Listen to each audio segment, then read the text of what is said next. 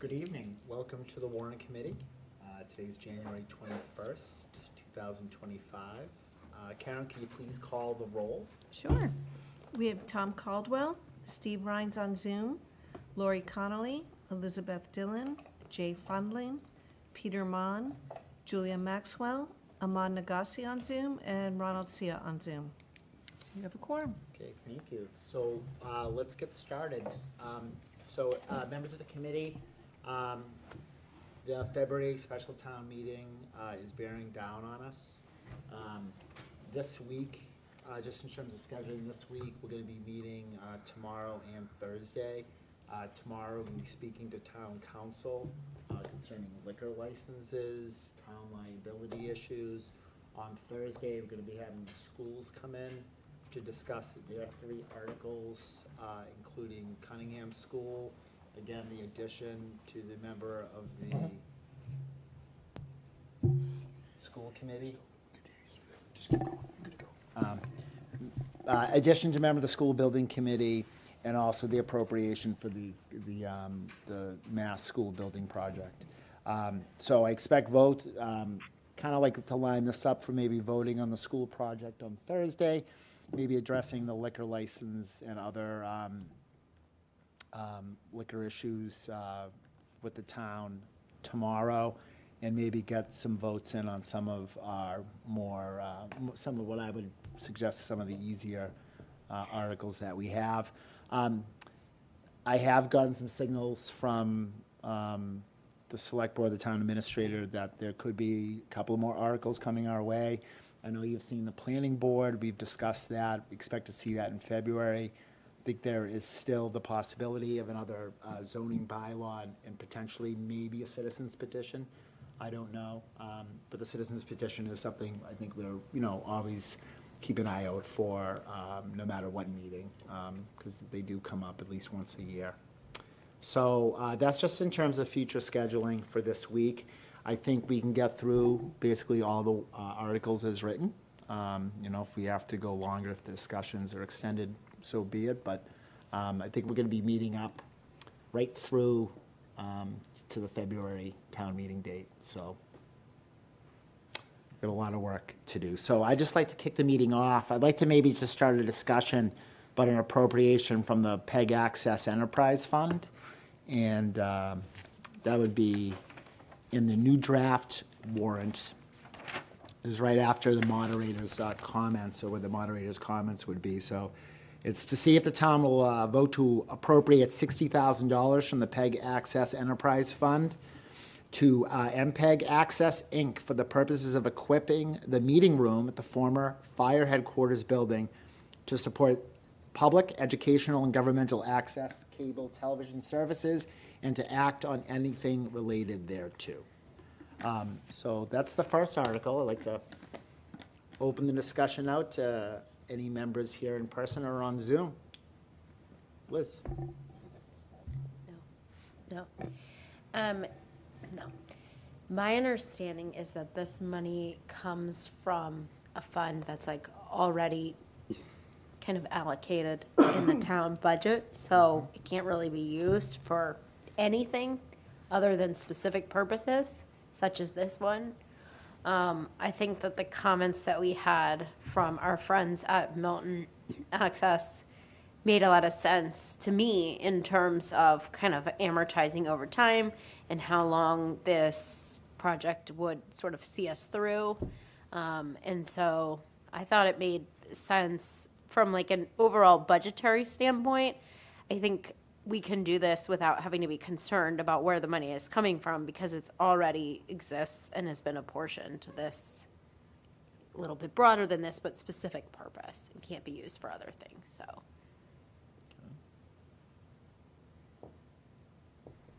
Anyone else like to weigh in on the new building and the PEG access? So I reached out to Nick because I thought the same thing that Liz just described, that the money's already there, let's just do it. Yeah, thank you. But he also had made a comment about the fact that the funds coming in from Comcast and RCN are declining. And what used to be, 50,000, 60,000 is down to 38,000. So that will continue to decline. So that was a concern for me. He did, and I said, we can use the room. Can we not use the fire headquarters room today? He said we could. The issue is it can't be televised. So if we wanted to meet there, we couldn't because we're not able to be televised. And I said, well, what's up with the Blute Room? Can we no longer use the Blute Room, or is that going offline? He said it could possibly be repurposed. So there are some reasons why we would still want to do it. The Comcast contract is not up for renegotiation until '29, so there's some time. This enterprise fund is what does fund, I believe, MATV, so it will ultimately become a cost to the town. Again, in my, oh my gosh, we have a $10.5 million deficit that we're looking at. Do we want to spend the money if we do have access to the Blute Room when we have all these other issues that are just going to get worse depending upon whether or not the override passes? There's just a lot of projects in town, and should we save the money because at some point it's going to run out, but that could be 10 years, 15 years, I don't know. So I'm still a little. No, I appreciate it. Anyone else? That 60,000 was primarily for equipment. The room hasn't been built out to this point. So it's really mostly equipment installation. Yeah. And to allow for it to be televised. Right. And it is, and there is money. It's not like it's hitting the budget. But at some point in time, we will run out of that money in the fund. The enterprise fund for PEG access will run out of money because we won't have the cable companies funding it any longer. Is the expectation. Oh, Liz?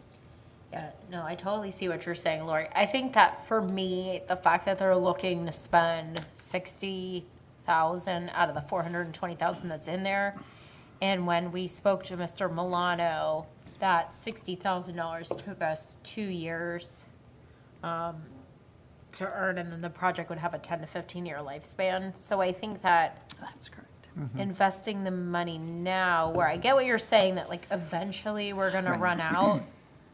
But I think we'll be able to make back the money in the next couple years, even with that diminishment, than we would then spend. So I don't think it's another thing that we're going to spend in the next 5 years, since the project will last 10 to 15.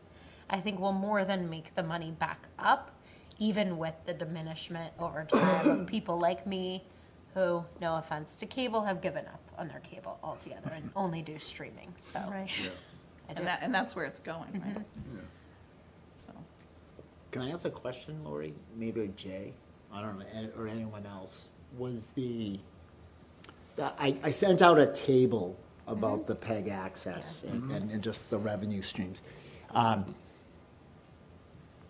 There was, just recall, I think it was a couple of town meetings ago, there was an amount removed, right? Was that to fund the broadband? Broadband, for the Okay. INET, for the For the institutional INET, so, connecting and the then town building. we saw a drop, right, from 750 to 400 or so. I'm very, just in terms of a comment about this project, I think it's they've done so much work and they've spent a lot of money. It's let's see it through, right, and make it a really nice place, and let's not stop. And, I'm very happy. I like how they, restored a historical building, and they did a good job. I mean, it looks really nice. But to Lori's point too, I just think it's good for the town to know where this money comes from, what it's being used for, and just be mindful, I think, of, that at a certain point it may end. And then, we have to fund, and I don't think it would be for a while, but I think it's important that the town knows that, this really isn't a huge slush fund to draw from all the time, but I certainly think that the 60,000 is an appropriate amount. I think to really kind of see this thing through. That's just my 2 cents. And my understanding is there's a, a need for more meeting space in town. So to me, you know, this is a means to an end, to take advantage of the construction and the new space we have, and to allow more access to more meetings for the public, to be televised. You know, I, as a working parent, find that very helpful. And so to me, the more meetings that can be televised, the better. So I think it's a win all around for a relatively low budget line item. Yeah, I mean, 60,000 is a lot. You know, if another department would say, you know, we could do a lot with that. So it's not a small money amount for the town, but I think it's very money well spent in this circumstance. I just add to that, that's probably not gonna get cheaper if we wait a year or two. No, it won't, and that's another excellent point. Absolutely. I'm still dealing in $1998 from when I went to college, you know, so, but no, that's an excellent point, I appreciate it. Oh, Brian? Hi, sorry I'm delayed on this. I just had a question on this project. I mean, I'm in favor of doing it, but it seemed like $60,000 was a lot of money to spend just to wire and put cameras into a room. Is Comcast the only, do we have to only go through them to do this? Could we get another quote? I don't know if Comcast is gonna wire it. I don't know who actually does that. No, we didn't ask about the contracting, Brian, and who would be the ones who would complete the project. Yeah, I didn't think of it until after. It just doesn't seem like kind of a lot just to do wiring and stuff, but that's my only 2 cents. But I think the project, I'm in favor of it, but. Anybody have an idea? Share? I think it's an old building, if they're, I mean, if they've already done renovation, maybe they have already pre-wired or potentially wired or left channels or Yeah. other wires that they might be able to run. If not, then yeah, I could see 60,000 being Yeah. a good number. Yeah, I can only, and just to follow up, I can only speak to personal, like professionally, like, or we've engaged in tech upgrades, my work, and it is not cheap. It is sometimes shocking how much it costs, but in terms of this amount for this project, I can't speak specifically to it. Jay? Yeah, I mean, as far as that goes, short of having our friends in the other room come speak to us, which maybe they want to, it's like every other line item in the budget that we have to sort of trust that it's being spent appropriately. We have, you know, multiple layers in town hall looking at how our money is spent, and, you know, I'm fine with trusting that it's being spent appropriately. If it, you know, if they're asking for 60,000 and ends up costing 40,000, I assume that's what they'll end up spending. And I guess for the bigger picture, I feel like we're talking about two questions here. One is, should we spend $60,000 from this fund to upgrade the room? And I agree, it's not play money, it's not monopoly money, it's real money. And then there's the question of, is this fund going to dwindle eventually or not? I'm looking at what you sent us, and I'm a little bit confused by it, because it's saying, you know, we've got 5,000 cable subscribers in town, 50 cents each gives us $2,500. I don't know if that's per month. Even if that's per month, that's $30,000. And when I look at last year's warrant said a $500,000 appropriation from the PEG Access Enterprise Fund. You know, we've got, to be honest, I'm a little embarrassed because I'm a third-year warrant committee member, and I've never looked at what is the PEG Access Enterprise Fund? How much is going in? How much is going out? Do we have a certain number of full-time employees? Do we have a certain number of part-time employees? I don't know. So maybe these are all good things to dig into as part of the annual warrant. Because I'm embarrassed. I don't know that. No, Jay, those are all great questions, and I think when I left here the other night, I mean, I was thinking about that, right? Like, Yeah. like how many how many employees are there, like what? Yeah, if the cable bills are providing $30,000 a year, but spending $500,000, that's not even the right order of magnitude. Right. Something's not lining up there. Okay, no, I think that would be a good topic to bring up, Jay. Please remind The me. General Government Committee is on the case.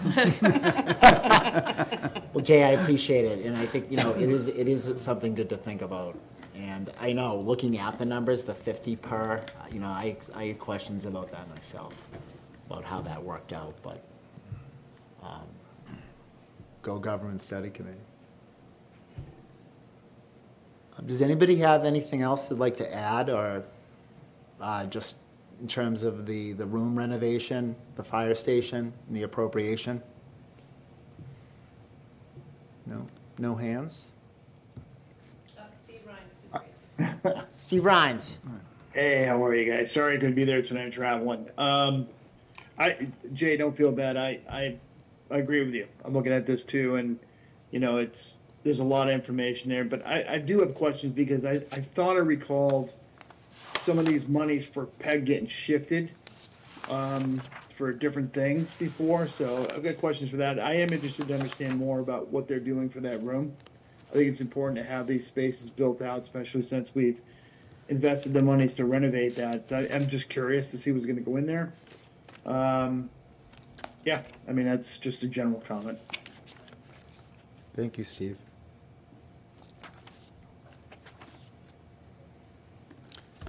Any other comments, questions, concerns regarding PEG appropriation?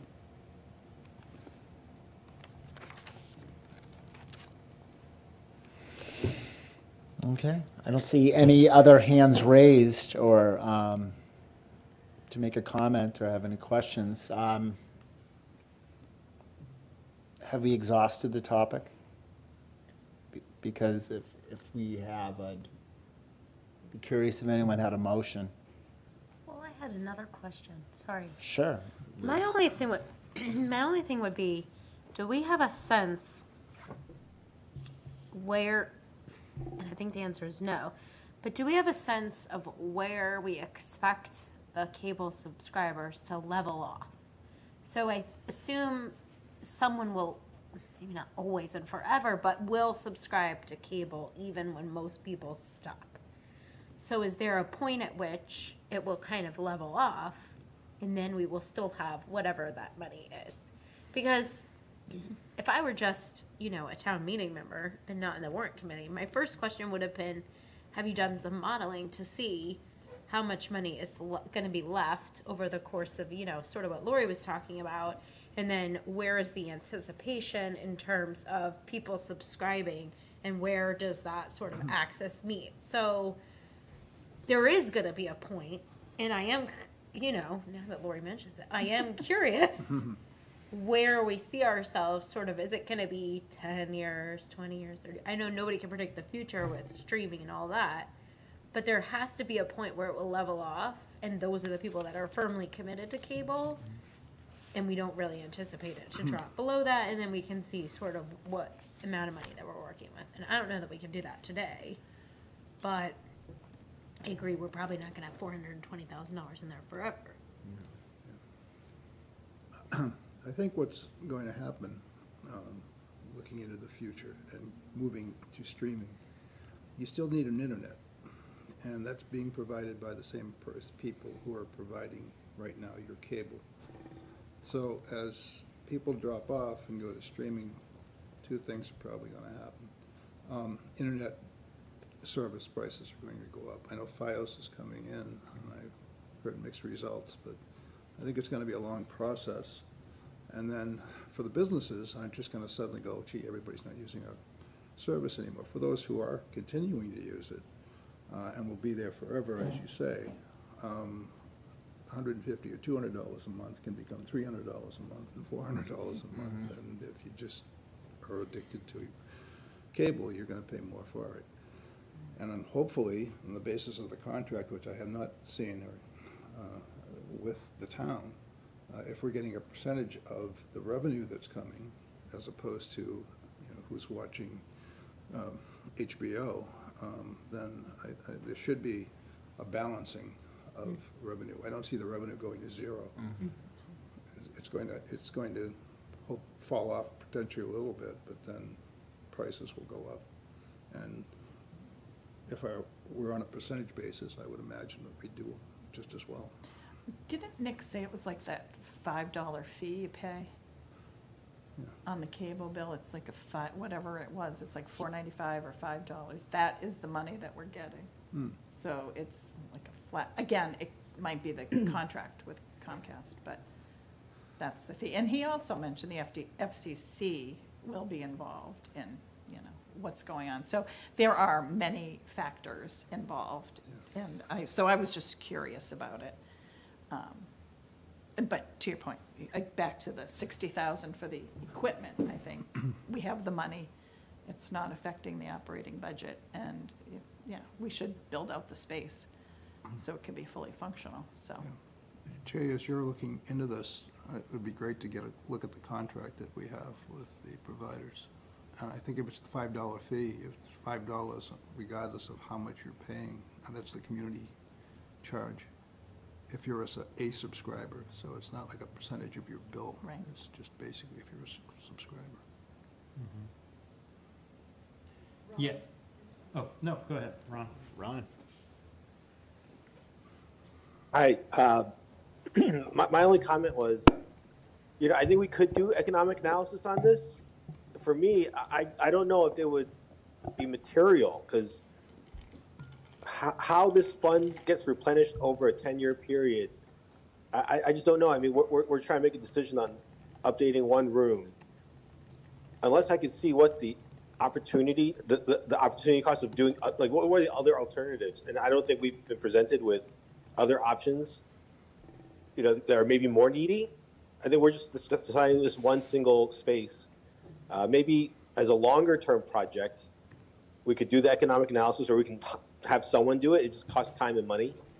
But if we can get like a list of all the different projects and all the different potential projects, then we can rank order them. But I just don't think we have that kind of information today, and we need to take a vote on this. So I would just caution not to overanalyze, because I don't think we have those resources. Thank you, Ron. Thank you. Any other comments? I want to violate what our colleague just said. I want to overanalyze it, but just briefly. Overanalyze, Jay. Do it. Just thinking that the way this, 10 years ago, there were 7,200 subscribers. That's probably about the number of households. That's probably everybody was paying 50 cents a month, $5 a month. I'm not sure. My point is, this money was always coming out of the pockets of the people who live in Milton. And I can't predict the future. Maybe it'll come out of the pockets of the people who live in Milton through their property taxes instead of their cable bill. I guess I jumped right to the punchline there. So, if it starts dwindling and we have to pay for it through the general revenue, it's not like, it used to be free magic money and now we have to pay for it. It's, yeah. But I do agree with what our colleague just said, and I think there's the big picture and the small picture. And on the small picture, I think I'm ready to vote. Yeah. Excellent points. Liz? Just to what you said earlier, Tom, I think that this particular town meeting, I think there's going to be a lot of discussion of the overall budget, sort of to Allison's point of the last meeting. And I think that depending on how we vote, I really think that we need to spell out in the comments sort of where the money is coming from, so that people can see sort of what we talked about, which is this is a specific fund used for specific purposes that's using a small percentage of it. Because with the potential override and all of that, I think there's going to be a lot of questions about exactly what we're spending money on for what. And so just being kind of cognizant of that discussion, I think it will be helpful for town meeting members to, that we took all of that into account and have had really thoughtful discussions about those issues. And, those should be reflected in the comment, not just the discussion, but, Yeah. the origin of the article and, what's its purpose, you know, and then obviously, you know, educating town meeting, helping them have that discussion, you know, raising a point and giving them a little, you know, fodder so they can, you know, hopefully ask the questions and have a debate. But no, I agree. I think this year more than ever, you know. So if there aren't any more questions or comments, I'd hear a motion if somebody would like to make one. Maybe more senior member of our committee? I'll make the next one. Yeah, I'll move that we recommend that the town vote to appropriate $60,000 from the PEG Access Enterprise Fund to MPEG Access Inc., as is drafted in the document we got from Mr. Milano. I could read it word for word, but there are gonna be more coming up, and so I want to set precedent of saying, look at the document. Well, yeah, look at the document. So this is an unnumbered article. It's in our draft warrant to see if the town will appropriate a motion that Jay just made. It's yet to be seconded, to appropriate $60,000 from the PEG Access Enterprise Fund for the purposes of equipping the meeting room in the former fire headquarters building to support public educational, governmental access, cable television services, and to act on anything related thereto. Is there a second to Jay's motion? Second. Julia? Second. Okay. Put it out to a vote. Karen? Okay. Steve Rhines, Yes.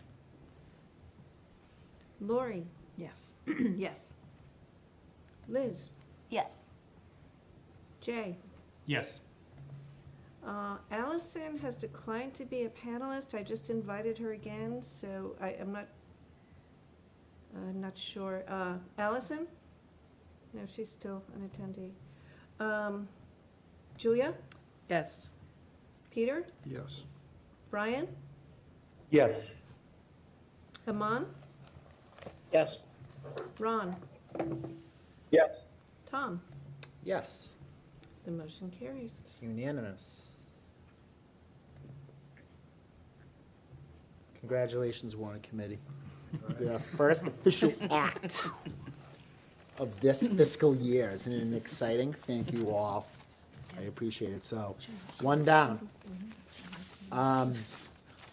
So given what I said in the beginning of the meeting, right now, I'd like to have a discussion about lead service line in the town. And the conversations we had with Ms. Fernandez the other day, and some of the additional information that was sent to you a little bit late, but nonetheless sent, just regarding that project.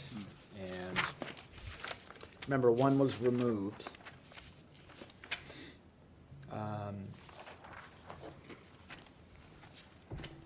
So this is to see what sum of money the town will vote to appropriate and to provide capital needs for the town's water system, including costs incidental and related thereto, and to authorize the select board on behalf of the town to apply for and use federal, state, MWRA, or other funds for this purpose, to see how much appropriation shall be raised, whether by borrowing under applicable provisions of law or otherwise, and to act on anything related thereto. This is the appropriation of $1.7 million for the purpose of financing the town's lead service line, investigations and replacements, and all incidental costs. To meet that appropriation, the treasurer, with the approval of the select board, is authorized to borrow $1.7 million under and pursuant to Chapter 44, Section 8 of the general laws, and also to issue bonds, et cetera, and any foregoing appropriations from the MWRA. So that is the article I'd like to discuss, $1.7 million appropriation to address our lead pipes in the town. This is obviously, there are going to be some federal requirements in the future regarding this work, and the town is looking to get ahead of it. So, anybody like to comment on our lead pipe work? Liz, thank you. Well, I have a question about the rounding. So we have this nice budget that's all spelled out, and it has a contingency of 10%. And then that amounts to close to a little over 1.66, and then we round it up to 1.7. And if anybody wanted to just hand me $35,000, I would gladly take it. But is it common that we have to have a rounded number? Because given the money issues that we're all, sort of staring down at in the town, save the 35,000. I mean, I know it's appropriating, so they don't necessarily need to spend it, but I feel like a goldfish in a bowl, the larger it is, the bigger you become, And so I would say maybe the we don't have to be so exact, 1.663750, but closer to 1.66 without the rounding up, because there's already a contingency built in.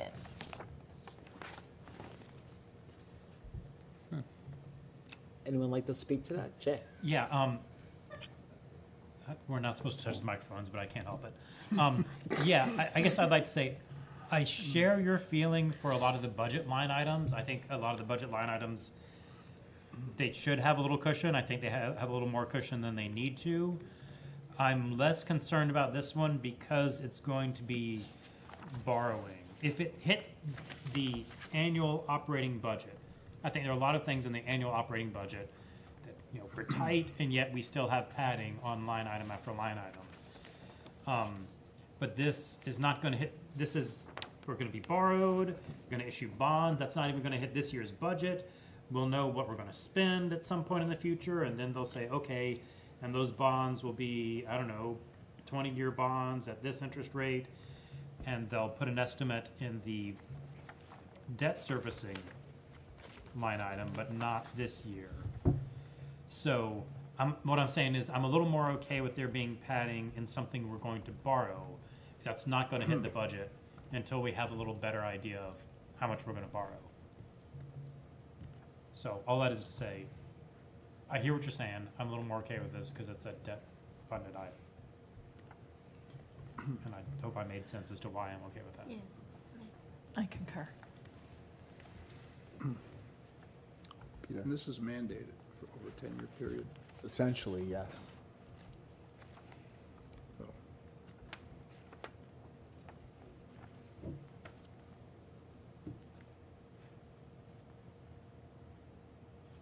Lori, you had a question, I'm not looking to put you on the spot, but you had a question just about the breakdown? Oh, I was trying to get to the 1.7, remember when Yeah. we took the numbers, and then she added in,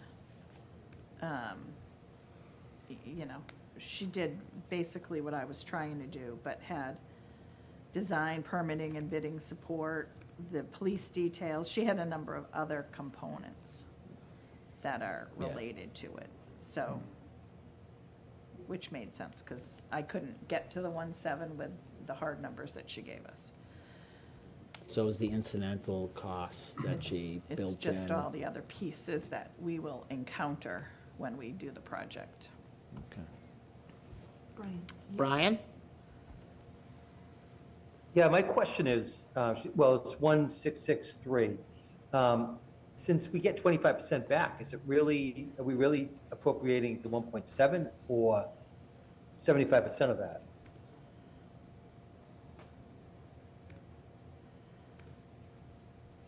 Since it's a 25% grant. That is correct. I wonder if we have to appropriate the total amount because we don't have the grant award. But I don't know. That was my understanding, for what it's worth, that we had to appropriate the full amount and then we get the Get the money 25 back. back, and then that would Right. go So- where the extra money goes. Well, but then again, back to Jay's point, when we go to borrow, we're only borrowing what we need.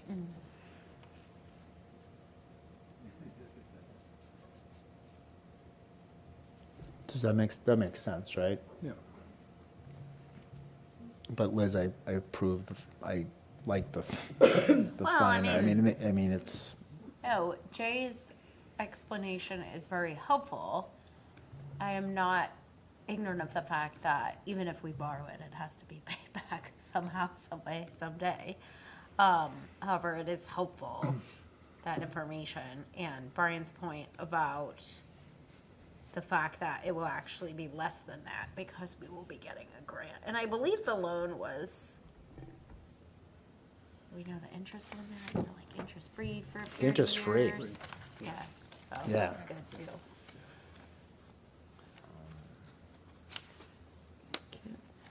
Right, Julie. Has anyone else checked this math and had it not add up? Is that in the larger spreadsheet? Yeah, the one that Marina sent through. No, sorry, the email that you sent us from Marina that she originally sent on Friday the 17th. I'm just putting it in a spreadsheet and trying to make sure that I understand it, and I am not getting the same numbers. So, like the subtotal that she has listed of $1,331,000 does not. At first, I thought, oh well, maybe she's not adding in the $85,000 for design, permitting, and bidding support. But even then, I get $1,301,500. If I do add in the $85,000, I get $1,398,500. So then, regardless, that throws off the contingency 10% number, and then I'm unclear what the 15% for the construction services is. 15% of what exactly? So, I don't know if I'm doing something wrong or if other people had looked at this and not quite gotten the same numbers. I see Lori Okay. with her calculator. Yeah, Yeah, you're not wrong. Okay. So it's the 67,500 she's not including. That's the LSL replacement from program. Oh, okay. I don't know why, but that's how it shakes out.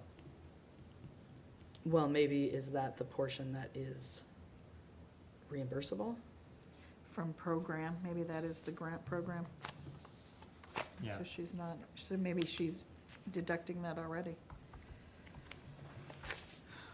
So,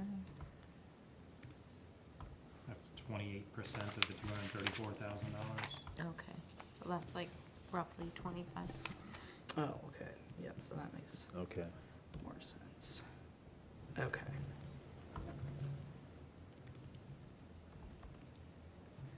Okay, so then the 15% is of the subtotal. Yes. Okay. All right, thank you, Jay. And so the 17 or 1663 is really what we're gonna be paying, not, with the grant. Right, yeah. with the 25% With- already yeah. removed. It's Yeah. not that included. minus the 25%, it's that, and we'll get a zero as well. Which fits with the, which fits with the recommended article, because the recommended article says borrow 1.7 million, and in addition to the foregoing appropriation, may accept grants or gifts from MWRA. So I was just wondering about that wording, so it's, we spend $1.7 million, and in addition to that, we accept gifts from MWRA. Yeah, and if you add back in the 67,500, then you're at 1.731, so I can see the rounding up to 1,700. What was that final number? If you add back in the 67,500 to the total, you're at 1,731,250. Okay. So I can see why they rounded up to the 1.7. Okay, thank you.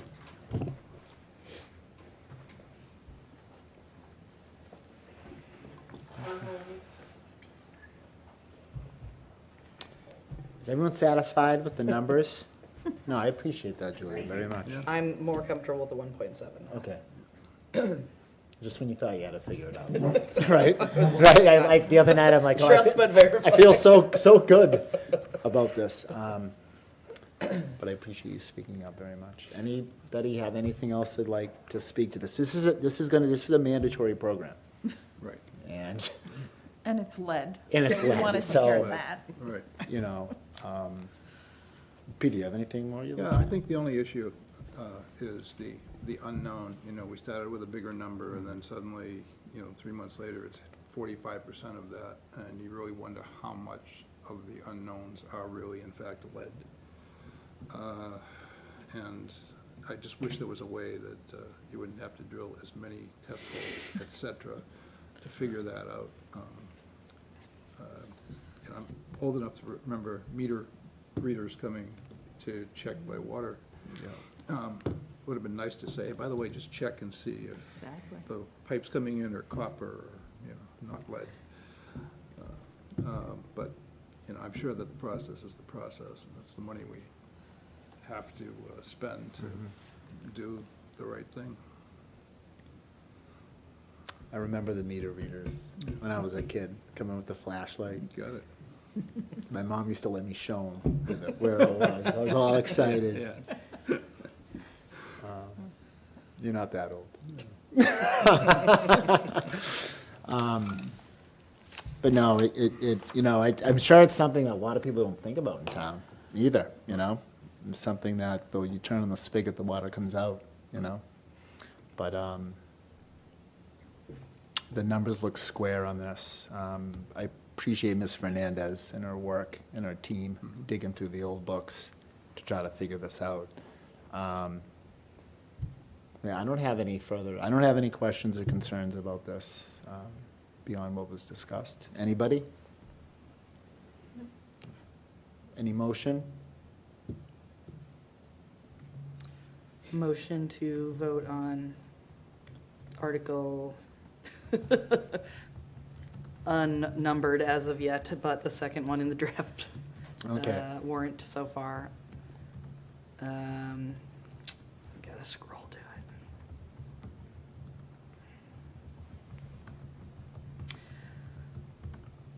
The wrong one. So it's not the second one. Thank you. To appropriate $1.7 million for the purpose of financing the town's lead service line investigations and replacements, including costs incidental and related thereto. Do I need to read the whole? No? Good. Do I have a second on that? Second. Seconded by Peter. Okay, open it up for a vote. Thank you, Karen. Steve, Yes. Lori, Yes. Elizabeth, Yes. Jay, Yes. Julia, Yes. Peter, Yes. Brian, Yes. Aman, Yes. Yes. Ron. Yes. The motion carries. Oh, Tom, I'm sorry. Yes, Sorry. unanimous. Karen, I'm here also, sorry. It's Andrew. Oh, Andrew joined us. I'm sorry, Andrew. Yes. Okay, still unanimous. Okay, great. Okay, moving right along.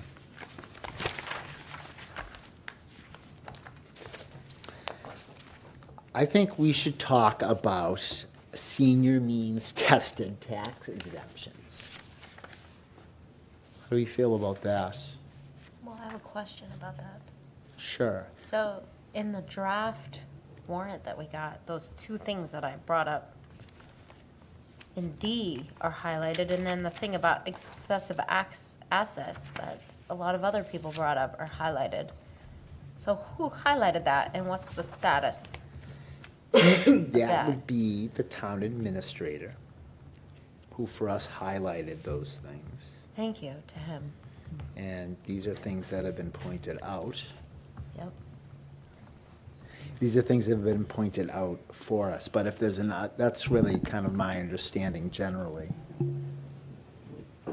of Well, why those were highlighted. From a procedural standpoint, if it turned out to be that our recommendation was to modify that, or that we would vote no because that should be modified by the select board, or how would we go about doing that in this case? Because he said, should we wish that the select board make that change, et cetera, he could take that back to him. Them, I mean. Because I just don't think that we got clarity about those 3 points yet, so.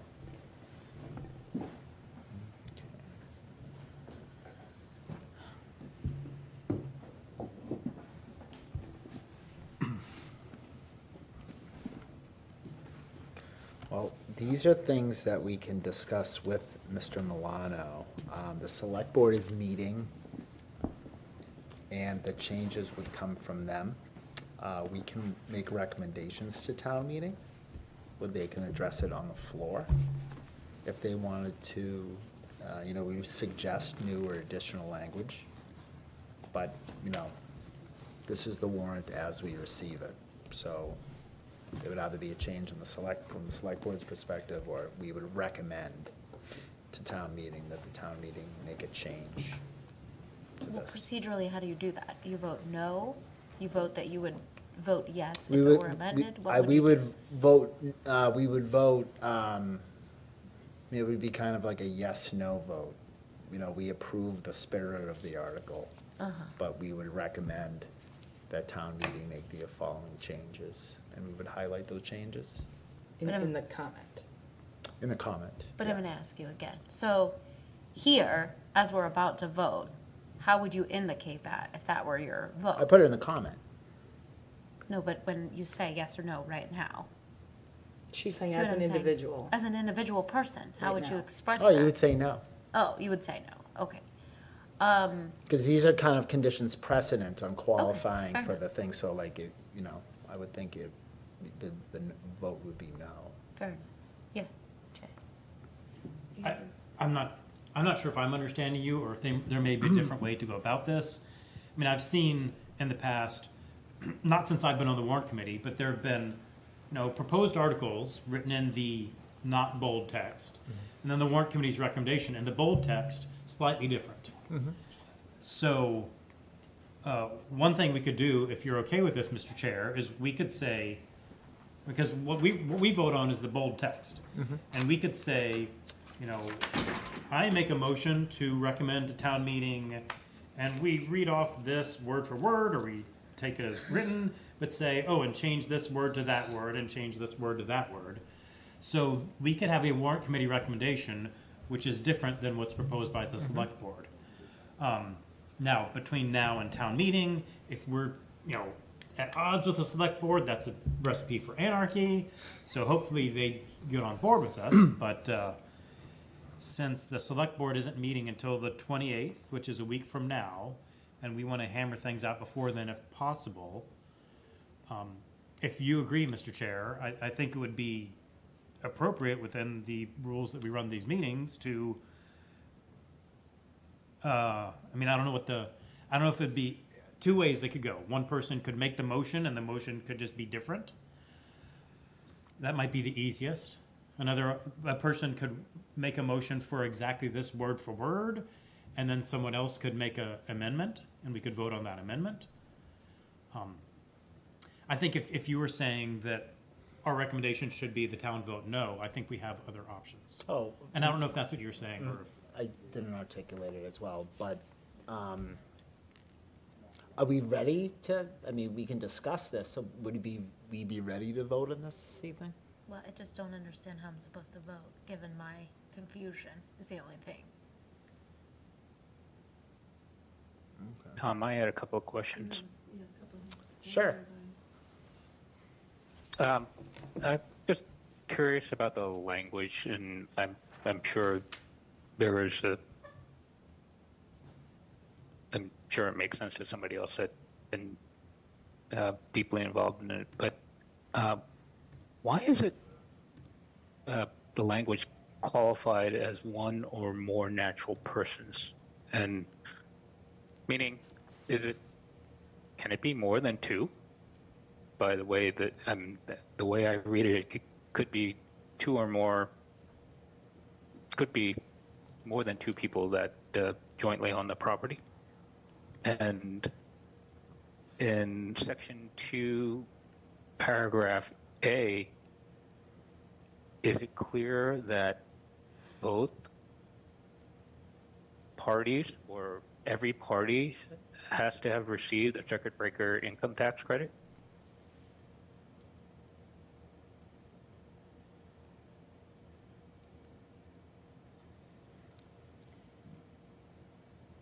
Can anyone answer that question?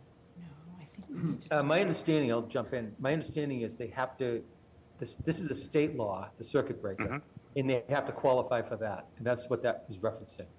So if they get the circuit breaker, then they can get this, and we're gonna Yes. meet, we're gonna match, or semi. That I understand, but the way the paragraph is worded, both paragraph A and B is worded, it could mean that the qualifying parcel is owned by more than two people. And the bigger concern that I have, and that question is more of a question mark. The bigger concern I have is the way Section 2A is worded. It's not clear to me that if one party, one owner, let's say Brian and I own the property together. We're obviously not married or domestic partners, but one of us qualifies for the circuit breaker income tax credit and the other does not. It's not clear to me the way that it's worded that it's disqualifying. Yeah, I think the intent is that it would be married couple that owns a house, but you're right, I mean, it could be like 3 siblings that own a house. But if they all qualify, I guess what happens if 2 of them qualify but 1 doesn't? Well, that's the point. So if Yeah. one owns it, the one that doesn't happens to have $3 million a year of income, then I don't think this is intended to cover that situation. And one might argue that, yes, it could be corrected by the Board of Assessors who may deny an application, but that puts a burden on them to review each and every single application with a fine-tooth comb. So I'm new to the process, and I just want to make sure how clear we need to be in the language in order to avoid inadvertently creating loopholes that were never intended. Good point, I think. I think it's a good question. We do have multiple lawyers on this warrant committee. I happen to be a lawyer too, but I think we can all interpret things differently. The way I would read this is, the word is or, so it would be occupied by one natural person who blah, blah, blah, or more than one natural person who blah, blah, blah. So if you have one person, and it's a group of 3, let's say, I think as long as at least one person qualifies or has applied and received the circuit breaker income tax credit, I think they would meet the requirements of this language, because you have or language here. If it said you can have one who meets this requirement or more, and each of the people in the more group, each of them has to qualify, then that's different. But I think we'd be reading more into the language than is really here. That is my non-legal opinion. By that Thank you, Ron. logic, then it's not really intended to cover that situation. Let's say there are 3 parties, one of which received a circuit breaker tax credit, and the other 2 siblings are particularly well off, then that's not the point of this amendment, right? What we're trying to do is make sure that people that have lived in their homes for at least 10 years can stay in their homes and not be priced out. Well, can I just answer? Yeah, sure. I don't know that we know the exact intent, but there could be a situation where a parent and child jointly own a property, and the parent may qualify, but the child may not, I guess, because maybe the child's still working and they have income. I don't know that we would exclude them, because the parent, in theory, has still been living in this town and paying taxes if they own real estate. So I don't know. I think we can each have different intents. We can each want something different. I don't know if we have agreed that that should be excluded. I mean, I have my personal opinion of whether that should be included or not, but I don't know if we need to all agree that that's the intent of the law. I think they have to meet the state qualification. And then there's first, at least one of them, the issue of one or two, I think could be then brought down to the Board of Assessors, who has the right of rejecting any application that comes through for excessive assets, which would include maybe, if, in the case we mentioned, somebody's qualified, somebody isn't because they're making too much money. There's a circuit breaker there for that. I don't know how many of those in Georgia. I think the majority of the situations would be, as the law has intended, to help elderly folks with whose income might be limited.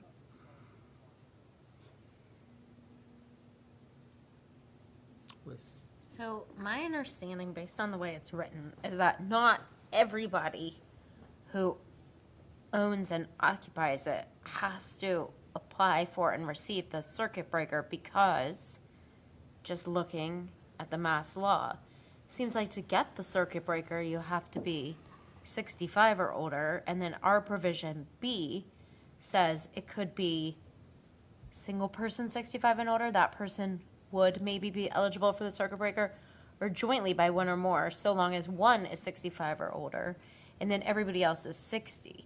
The people in between 60 and 64 wouldn't necessarily be eligible, so I Recording think in it's. progress. Discrimination as to excess assets. What? And it's very arbitrary. It doesn't say what it is. Is it $1 Hello? million, $2 million, $10 million? I think someone's joined the call. Or 2 homes? But Oh, Brian, you're. I don't see that language in the state law when I looked at it. And I don't know, I would think we should take it out. Because now you're making a question on something, and going to come up with a lot of questions, and it could be trouble down the road, maybe 20 years from now, somebody will question it and it'll be all over the place. But I don't know why we would try to add like another qualifier on it. And I would just go with what the state does. And it's just, it makes it less complicated for this town also. That's my 2 cents. And I'd like to hear a discussion on it, and if you think so, maybe we can make that recommendation to take it out. But people think it should be left in, that's fine. Mr. Chair, can I ask Brian to repeat the beginning of what he said? Brian, I missed the Oh, start of what he sorry. said. Can you? Yeah, wireless isn't great here. Article G, it looks like it was inserted by the town of Milton. And I think it's going to create problems down the road. And I don't believe that's in the state law. So I would recommend taking it out.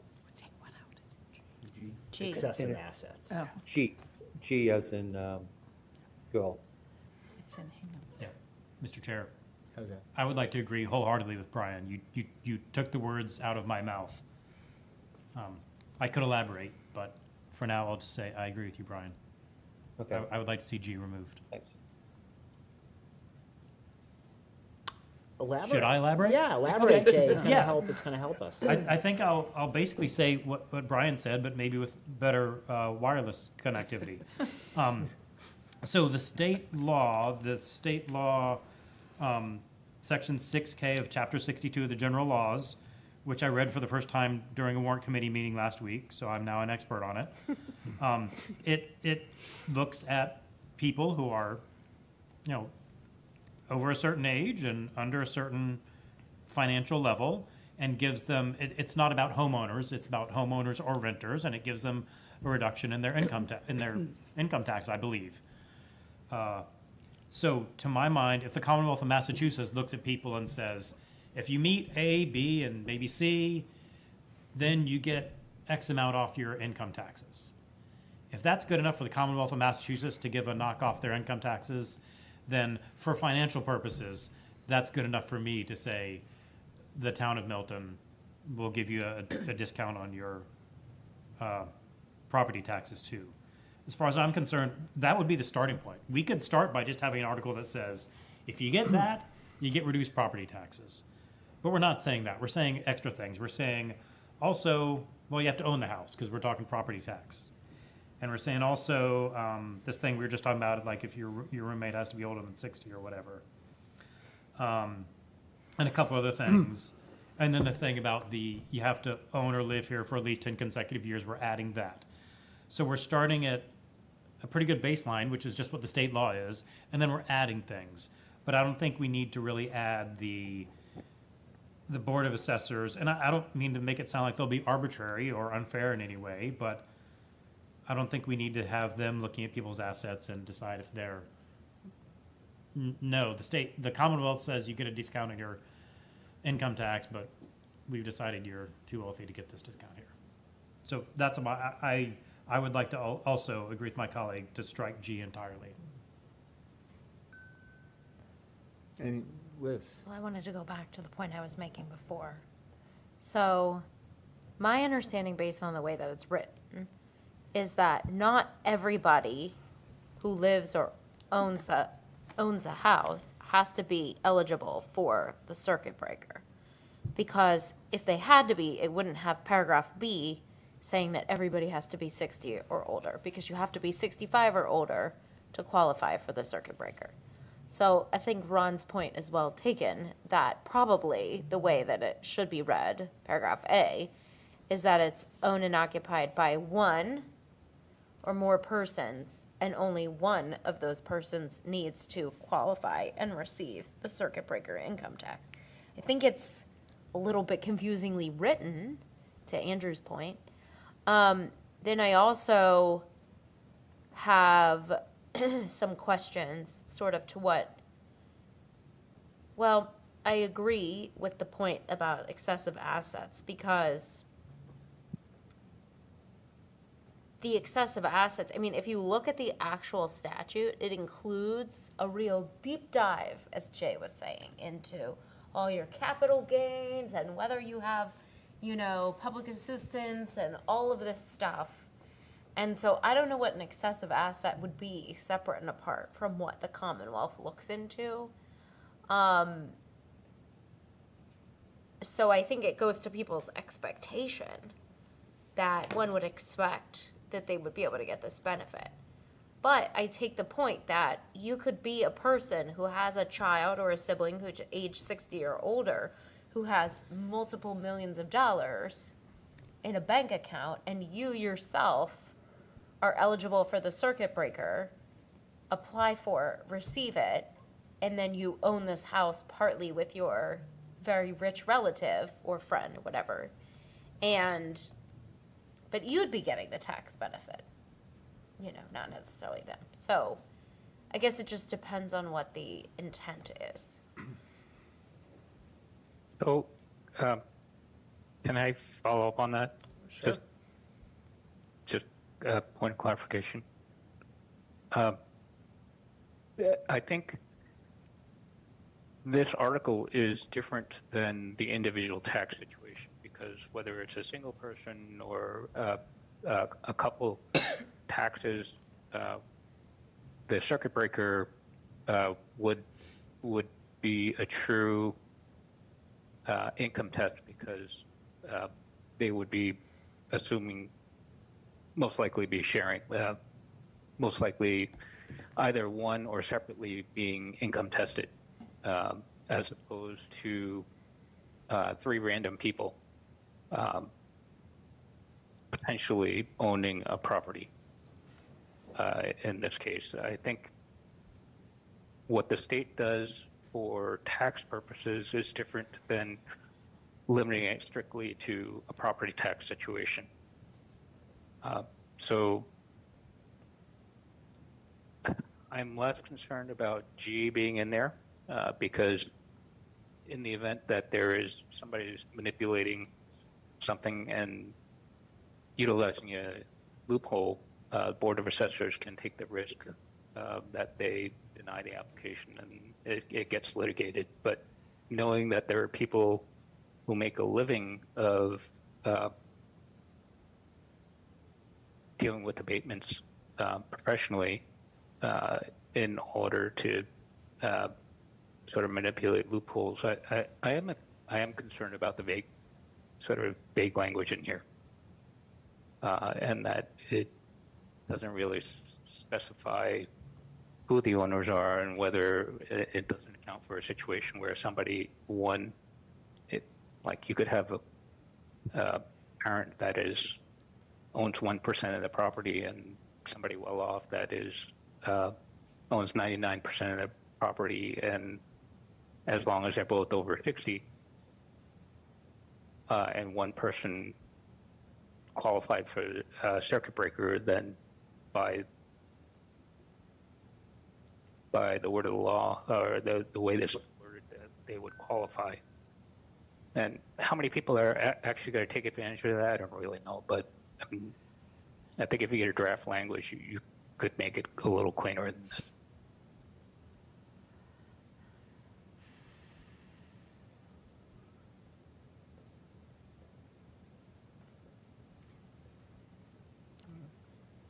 Liz?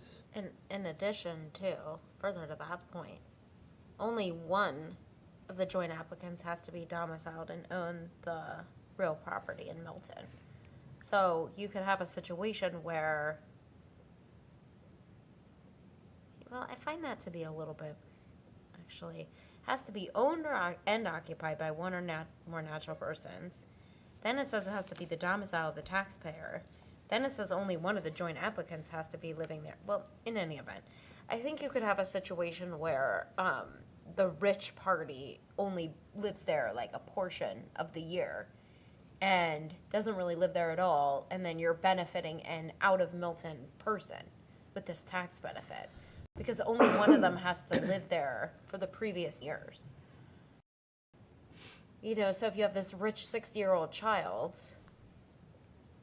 or whatever relative, and they own 99% of the property, and they've lived there, you know, 1 out of the past 10 years, the applicant could be their less well-off parent, also over 60, and own 1% of the property, and have lived in Milton, and both parties are getting the benefit, sort of further to Andrew's point. Which may not be really what we're intending, the select board is intending to do. So I think C is a current requirement. The qualifying parcel is a domicile of the taxpayers. It doesn't say 5 years ago or 6 years, it just says that's today then. Right, today. And then D means they need to have lived at some residence in this town over 10 years. So if people moved, I think that's why you have two different clauses here. One's over 10 years, and then one is a current resident. That's how I the read those rich two. person lives there today, but they haven't lived there for the past 10 years. And- Their more elderly parent who owns 1% of the property has lived there the whole time, but the rich child who owns 99% is getting the tax benefit too, and they've only lived in Milton a brief amount of time. Now that we're telling everybody how to dodge through the loopholes this of is how you this. get the loopholes. Yeah, right. But yeah, I guess if you want to have your elderly, less well-off parent move in and buy 1% There's your of point. your property. I mean, it's pretty limited, the number of the number of people that could Yeah.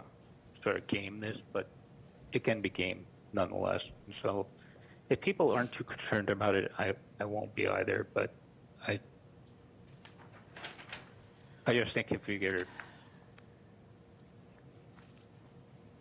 draft an article that can be more precise to eliminate those situations.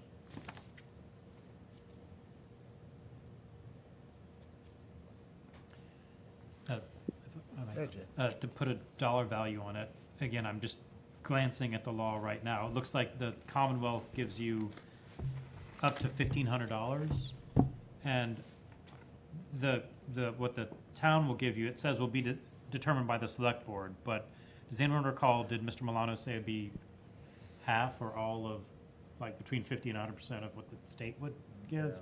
So we're talking at most $1,500. So one of our colleagues, and I apologize, I forget who, said, there are people out there who sell their services to tell you how to get more out of the tax code. I don't know how much you're going to pay an advisor to save $1,500 on your taxes. You don't get out of bed for that amount, so. um, Good point. Yeah, I keep thinking, we're talking about an edge case and how many of those are there? Yeah. But, not zero. I mean, you're right, a 60-year-old child and a 85-year-old parent could qualify for this.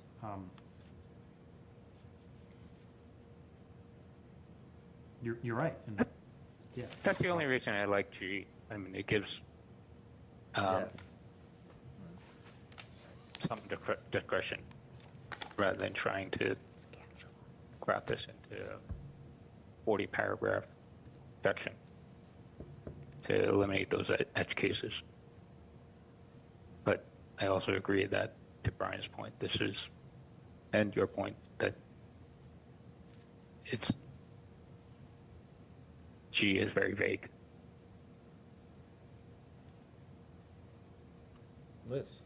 One, I feel like I'm taking the bar exam with all of this again.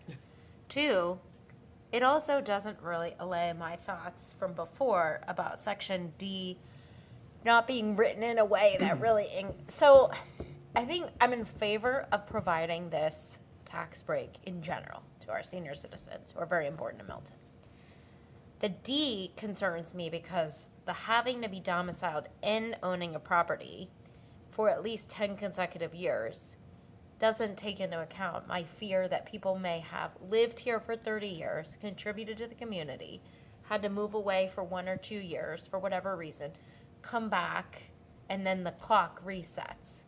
And so particularly with our older community members, you could have to go live someplace for a year because of, you have to move in with your family because health concerns or whatever to help raise your grandchildren, something. And it resets just like that, even though you've been a contributor and a big part of the Milton community for so long. So if that's the intent, fine, but I would have liked to see a broader encapsulation of all of our senior citizens personally, but I'm not the select board, so. Yeah, the idea of domicile is very interesting, isn't it? Yeah. Like, so if you go live somewhere Say Florida. for health reasons or to help your mom out, what's your intention?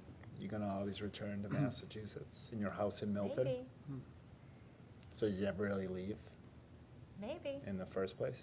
maybe. I would say no. I don't know. Is I mean, domicile your primary residence, your driver's license? essentially, Right. it's where you have the intention to, And it's where where you you, pay your taxes. yeah, it's where you lay your head. I mean, There are so many court cases about that, about your domicile, though. yeah, a that's little why I bit said it's a fuzzy. very interesting Very fuzzy. concept, but I don't know. Yeah. I mean, are we, Yeah, I mean, for one thing, are we moving on to this topic without having really, have we settled the financial topic? no, I was just called on Liz. Okay, Jay. okay, sorry. So, for, Yeah. yeah, I think I suggested our last meeting changing the word "and" to the word "or," because it would not solve the case where someone moves away and sells their house and moves to Florida for 2 years and moves back. It wouldn't solve that case, but I don't think you're gonna solve that case. What would that be? Somebody coming and saying, "Don't you remember I used to live here?" But if you have "or," then if they move away for a year or two but continue owning this place, maybe they rent it out, then they move back. That would solve that. And it would also solve the issue of renters as well as other edge cases that I mentioned at our other meeting. We want renters to feel like equally valuable members of our community, and if someone rents and then buys a place and retires here. So I was suggesting changing "and" to "or." I'll throw that out to see what people think. Liz or others. I'm not clear on why we would need to do that, because we're not really concerned about renters, right? This is for property tax exemption. Well, my thought was if someone rents here for a long time and then buys a house around when they retire, and you may say that may never happen, and it may never happen, but that would be the idea. Or another example I gave last time was like clergy. If clergy is living in church-owned house until the day they retire, and then they buy a property in Milton to retire in. They did not own until they buy their retirement property in Milton. You know, again, edge cases, but Or you Is- said Milton Academy teachers as well. that was my third example, Milton Academy teachers living on campus and then buying a place. Yeah. And I But- think the, and I think the I hate to idea be is, cruel, but I don't think they're entitled to live in the town. I mean, that really, I've always interpreted this as protecting homeowners who've owned a home in town and is now older, does not have the income to support the rising property tax rates.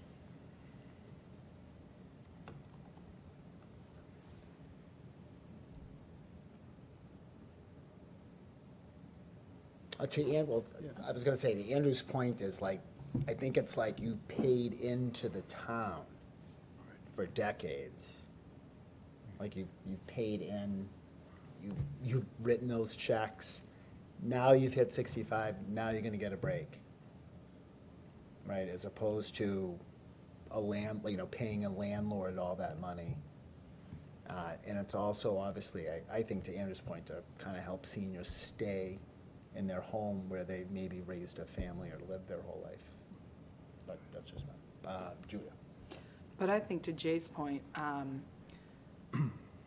there's often a huge focus on homeowners in this town. And as a former renter myself, you know that your rent is, what's being calculated into your rent are the owner's property taxes.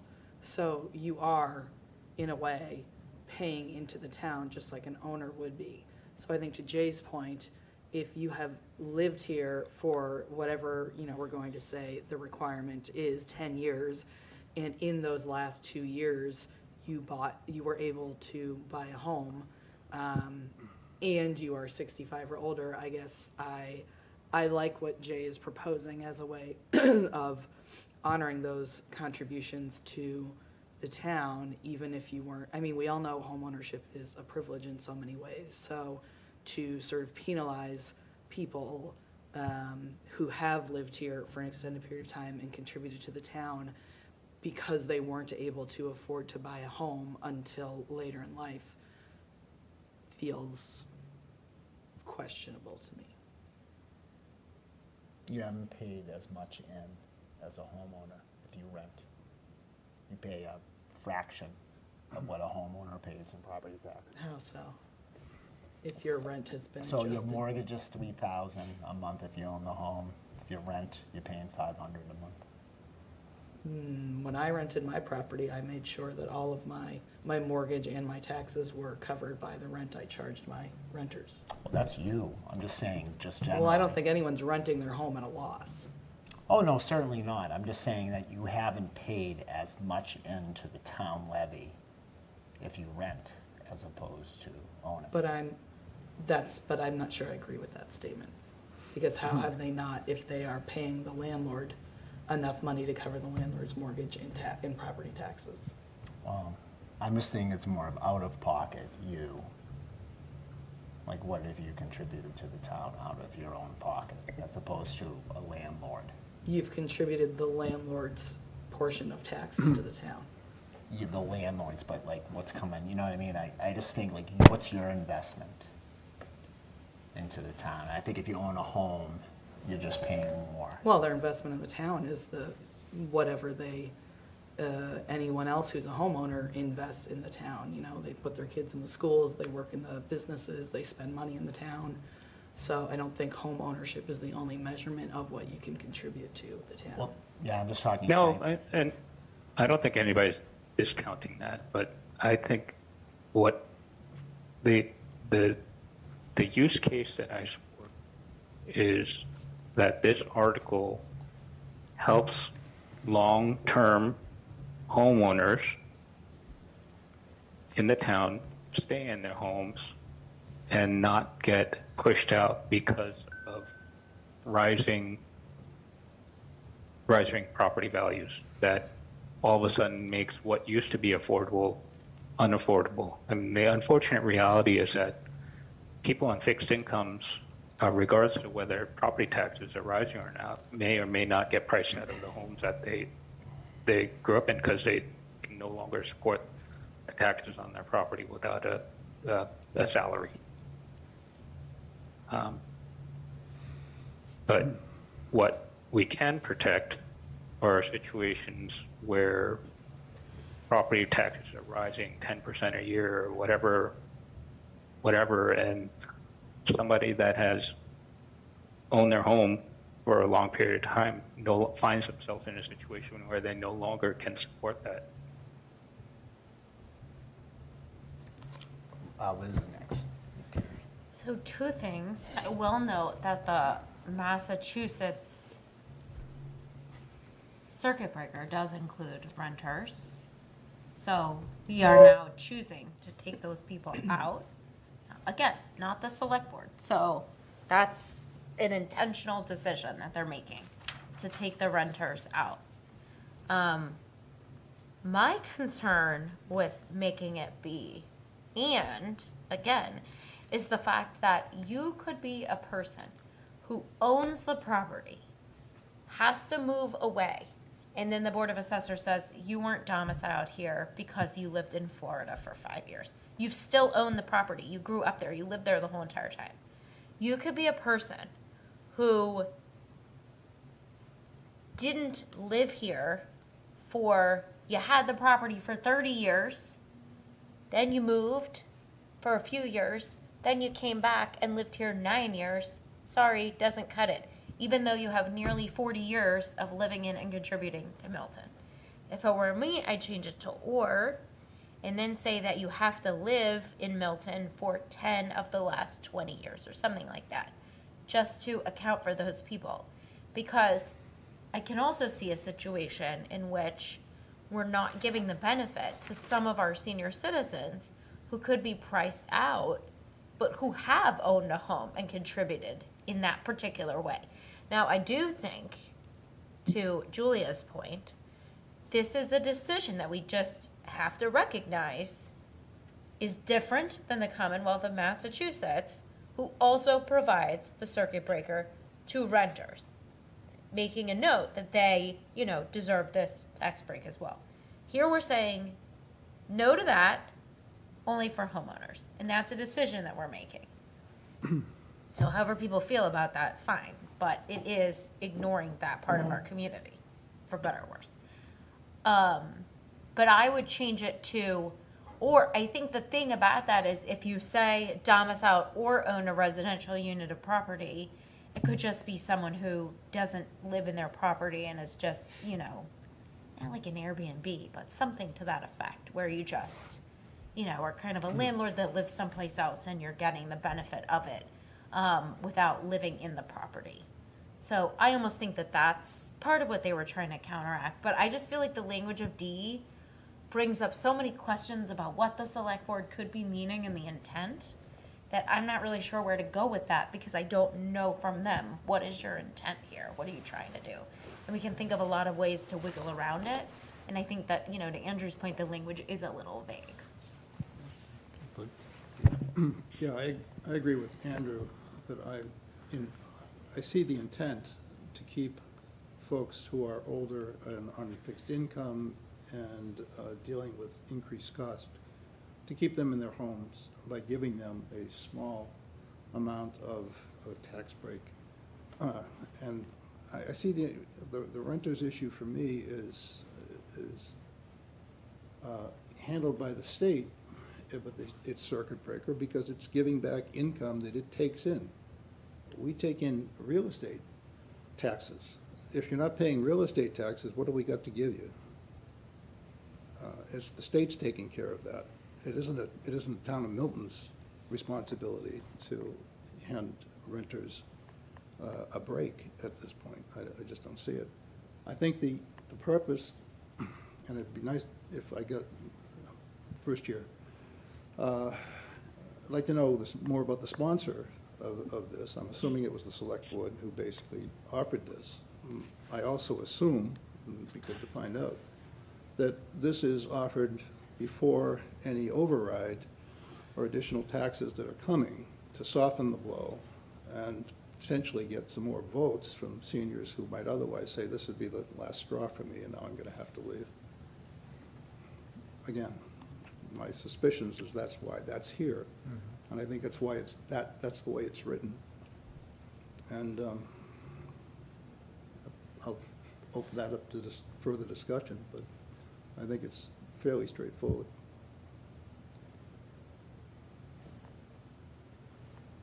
Anybody? And one of the things I could propose, so that we don't go around in circles till 10 o'clock tonight, is that we actually tighten up the language of this section, and then whether it's part of G or paragraph H, give the board some degree of discretion in an appeals process to make sure that we have not inadvertently excluded people that this is intended to support.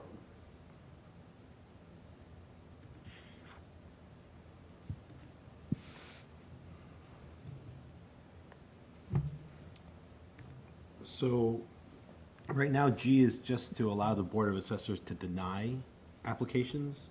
And I think what I'm hearing is to deny or actually override a failure to meet one of these qualifications. Is that what the proposal is? Yeah, either leave in G, well, I guess the proposal is close any of sort of the edge cases, leave in, maybe tighten up G, and as an additional paragraph, allow the Board of Assessors to create an appeals process that the Board of Assessors can use to some degree to make sure that it follows the spirit of this. We're not excluding people from the spirit of the article. I would just worry that that could create a burden on the Board of Assessors to review a lot of applicants who may think that they want to qualify but don't meet the requirements. I think the goal of setting out requirements is people should be able to clearly know either fall within this That makes sense. or I don't. I think there was a comment earlier to strike G. I actually like having some oversight because I worry that this is not a 2-year tax abatement. This is not 3 years. This is, as long as you meet A through F and you own a property, we're giving you a sizable decrease in your property tax. That, we're also trying to be fiscally sound. I mean, property tax is vital for this town. So I would suggest we keep G, and maybe, hopefully, the Board of Assessors can share what that policy for approvals will be. I think maybe that would make us feel more comfortable, so it's not arbitrary. I can't imagine it would be arbitrary, but they haven't done it yet, so we'd have to trust that they will create rules that are rational and, make sense. But Lori? So a couple things. I wonder if the Board of Assessors has even seen this. And if they could comment on it. And Karen, has Judy jumped on by any chance? I would think she would jump in here if she. She has not. I feel like Judy has done a lot of She has. background work on this and would be beneficial to hear from her. I'm all set. Liz? I also had a note from when Mr. Milano came in that the idea with this would be go hand in hand with an override. And we talked about, would it be more prudent to come after that override did or did not happen? And the thought was that we have to ask the legislature, and the legislative approval might not come in time. I had a question if it could be written to have as a condition precedent that the override would happen, because otherwise we're kind of hamstringing ourselves to give this tax benefit without necessarily knowing that there will be an override that passes. So just based on the fact that Mr. Milano said that the idea would be that they would go hand in hand without knowing what's gonna happen with that. 'Cause I can't predict the future. To have this be, yes, you're definitely gonna get this tax benefit going forward, and not saying, provided that the town of Milton approves an override, to have that as a condition precedent, it wouldn't go hand in hand with an override otherwise, necessarily. So that was just one thing I wanted to bring up. So would that be a proposed amendment to say the beginning of this bill to say subject to the override happening, blah, blah, blah? Yeah, I mean, if that's what people wanted to do, that's just something that he mentioned. And I know that we're very focused on, I think that our senior citizens should get all the support they can, I do. But considering that we're very focused on the budget, in this particular year, because he said the idea of the select board would be that it would go hand in hand with the override, where we don't know that the override will actually wind up being approved, it might make sense to have that language added. I'm just trying to think of all the things.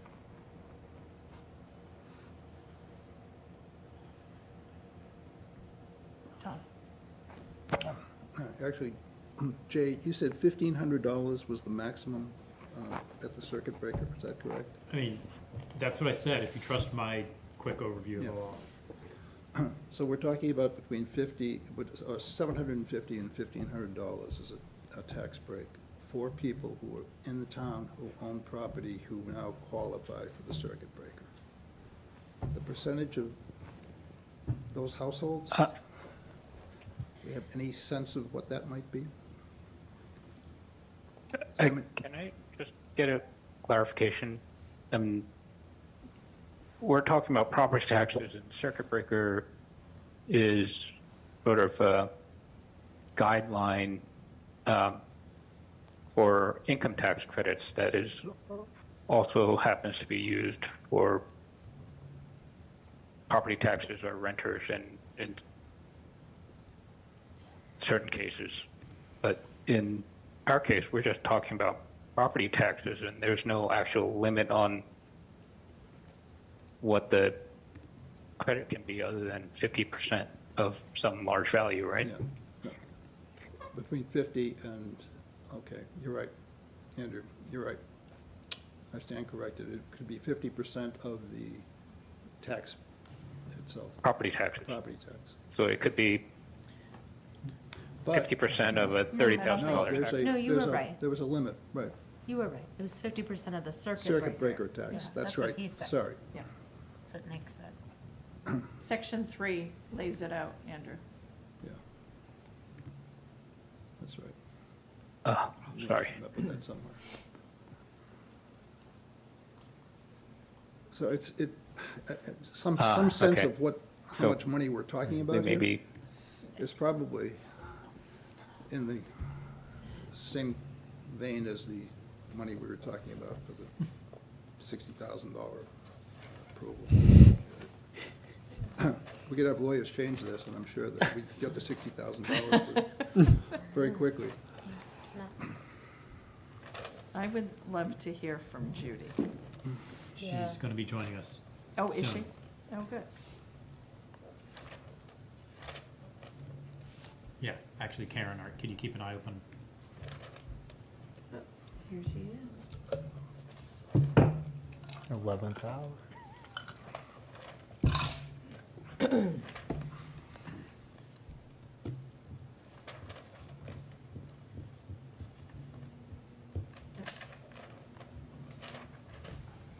She's here. Hey, Judy, are you there? You're on mute, Judy.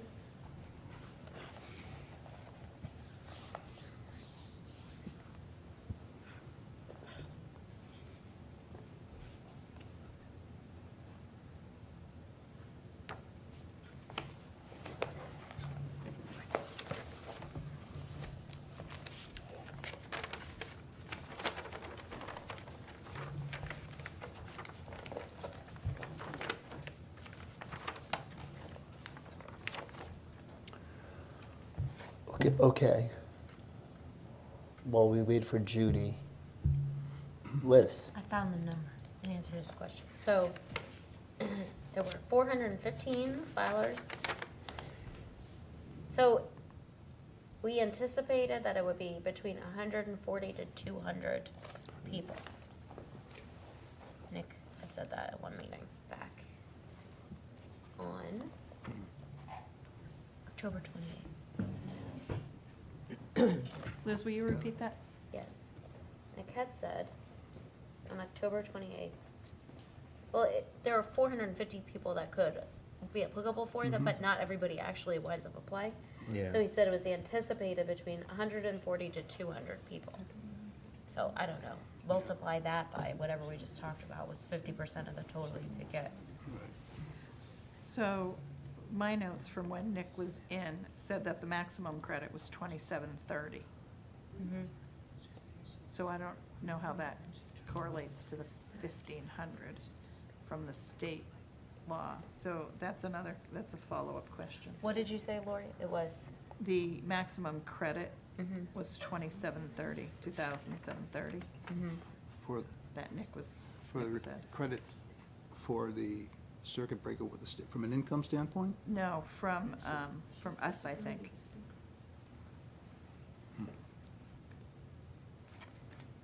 And because we're doing 50% to start, hopefully, because that's not clear, it would be approximately 1,300 per Yeah. household. So or per times that property. by, Times 200 households? yeah. Yeah. 260. So $250,000 And he had a year. used, I think, notes from another community. I don't remember if it was him. Was it him? I think there's a few different cases. I'm gonna try and relaunch, this audio is not working. See if Tom will let me go. We think we can hear you now. Judy, say hello. Oh, you can? Yeah. Yes. Yeah, we got you. Okay. Ask Tom if he, or ask anyone if they can hear me through my computer. We can hear you. Oh, okay. I apologize to everyone about forgetting this meeting today. So this was a subject that I got really into. And just for the record, anyone new joining us from home, I did check in with the town hall to see if there was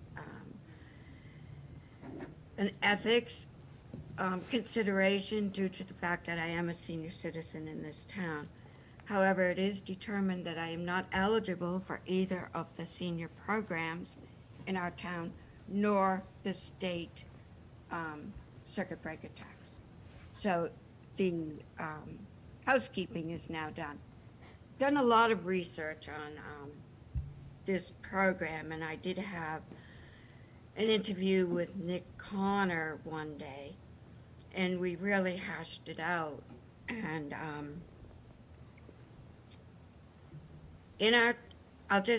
it stopped me because I can't see any of you. I just talking to a blank computer. There are two programs in town, so stop me if you've already heard all this. One has been on part of our bylaws for at least 12 years, and that is a work program. The cap of income is very low. It's around 48,000 per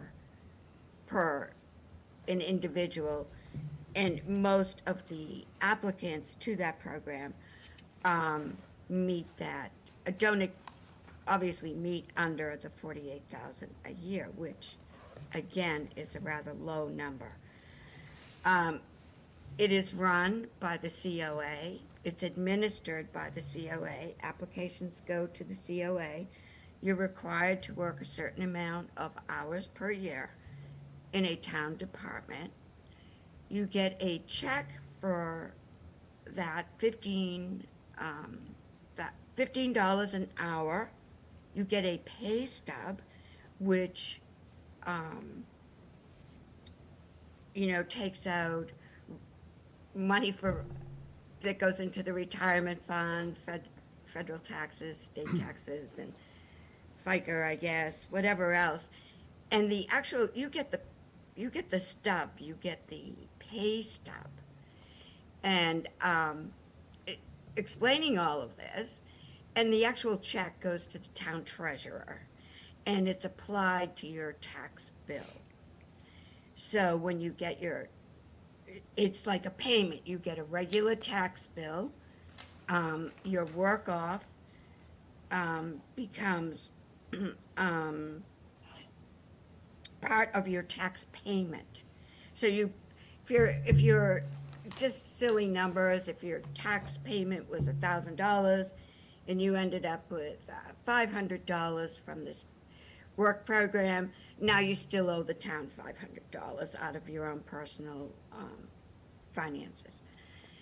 Now this new thing, at first, to be honest, I was somewhat skeptical of it, and then the more I looked into it, I am okay with it. This new program, which is actually in other towns, and Nick Corner and Nick Milano have both gone to talk to people in person in other towns. This new program will be managed by the assessor's office. So you will apply, and the assessors will determine. It will have a cutoff date. If you do not apply by, a certain date during the summer, so the assessors can go over how the tax bills are going to be put out every year. And if we're watching our tax bills, those of us in town and many other towns, I have come to find out, each year they are reassessing your property. And they are bringing that assessment up to just a hair under the 2.5%. So every year here in this town, we are reassessed, which brings us, as I said, up to the 2.5. And so every year we're paying more taxes because of this assessment plan that Milton, as well as other towns, do lately. So it's a never-ending cycle of increasing taxes. And now with some pretty major overrides on the horizon, whether they pass or not is another story for another day. But this program, you have to be eligible for the mass circuit breaker in order to apply for this program. There's no other way in. And so you have to turn in your taxes, your tax returns to show that you were, and I kind of like this aspect of the program that Nick are helping to put forth for our town, is that they're going to look at assets, and they're not going to fine tune if you have, 20,000 down at, I don't know, what's a local bank? Citizens Bank. What they're looking for is how much other property you have, which basically indicates, in a way, and I'm on board with this, looking for this type of assessment asset, is if you have a Cape anywhere, I know down the Cape, right, everyone seems to have something down the Cape.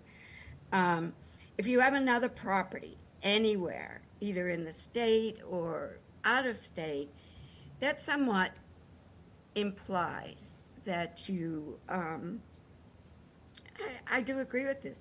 Maybe you should, if you can't pay your taxes, maybe you should think about ditching your excess property, because this is a property relief for the property you have in town. So I am in agreement with that. I don't think you should have to bring in all your bank statements to show that you have, $40,000 in some bank account. But that'll also show on your tax returns, right? In a way, because if you are getting, $1 million from your billion-dollar investment account, then that would be showing up. You wouldn't qualify. I'm sorry to interrupt. You wouldn't have qualified for the senior tax From the state, if that was from the case. state.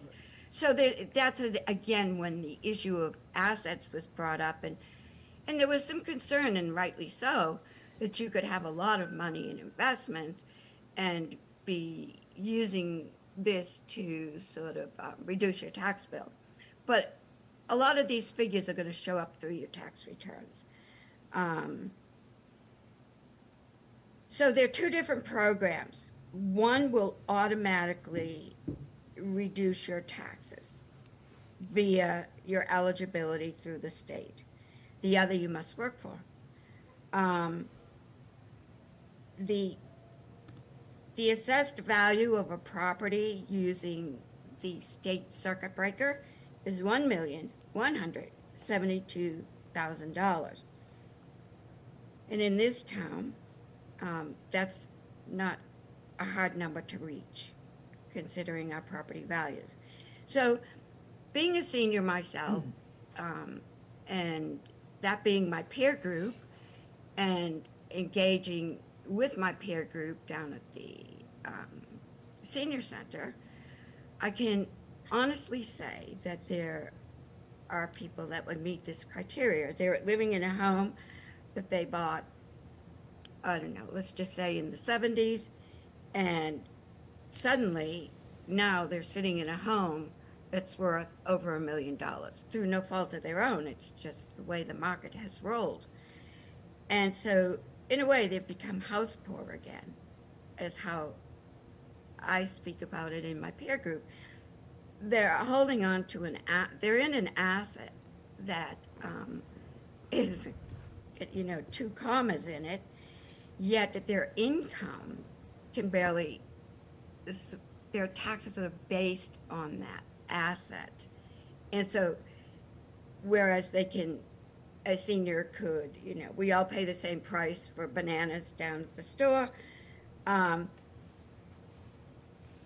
but this would give some relief to this,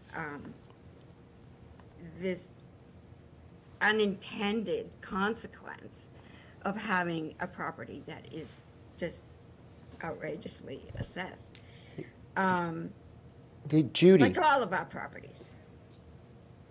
Judy. Now, I think the numbers are going to be low because you cannot be a renter, whereas the state circuit breaker takes in renters, and that may be as getting relief on the circuit breaker. So this is truly for property owners. And Nick and I talked a lot about seniors staying in their homes and not going to, an age-restricted community property. And it was a good conversation. And I said, seniors, sometimes are just reluctant to go into a new environment, a new living environment, whether it be good for them or not. And I use it, we know where the light switches are in the dark where we are. We're just familiar with our homes. And many seniors just want to ride it out for as long as they can in this setting that they're familiar with. Hey, Judy. Judy, this is Tom. Could I ask you a question? Yeah, oh, please, because I seem to be rambling now. Judy, what do you think of the Section G I that can't gives the see it Board of anymore. Assessors Can you some say it to me? oversight over this whole process? What's your opinion, given the work you've done on this? I can't see it because I don't know why my computer screws up. Oops, sorry. Messes up all the time. I can't see it. Say it to me. The oversight is being done by the assessor's office, right? Yes. they approve the application, they can deny the application if they find the applicant has excessive assets or places them outside of the intended recipients of the exemption. Like, what do you feel about that oversight provision of the assessors? Kind of adding to this. Right. I feel again that, I don't know, and I did not go over this a lot with Nick Connor because he and Nick Milano went to Wakefield and had a long meeting with the assessors department out there and how the assessors would do this. From what I understand, this is, when you fill out the application, you have to indicate whether you have other property. Now, could someone not tell the truth? I don't know how they would do that. I did not ask that question, Tom. Are you voting tonight? Maybe Judy, but Brian has had his hand up. Okay, Brian. Yes. I'm listening.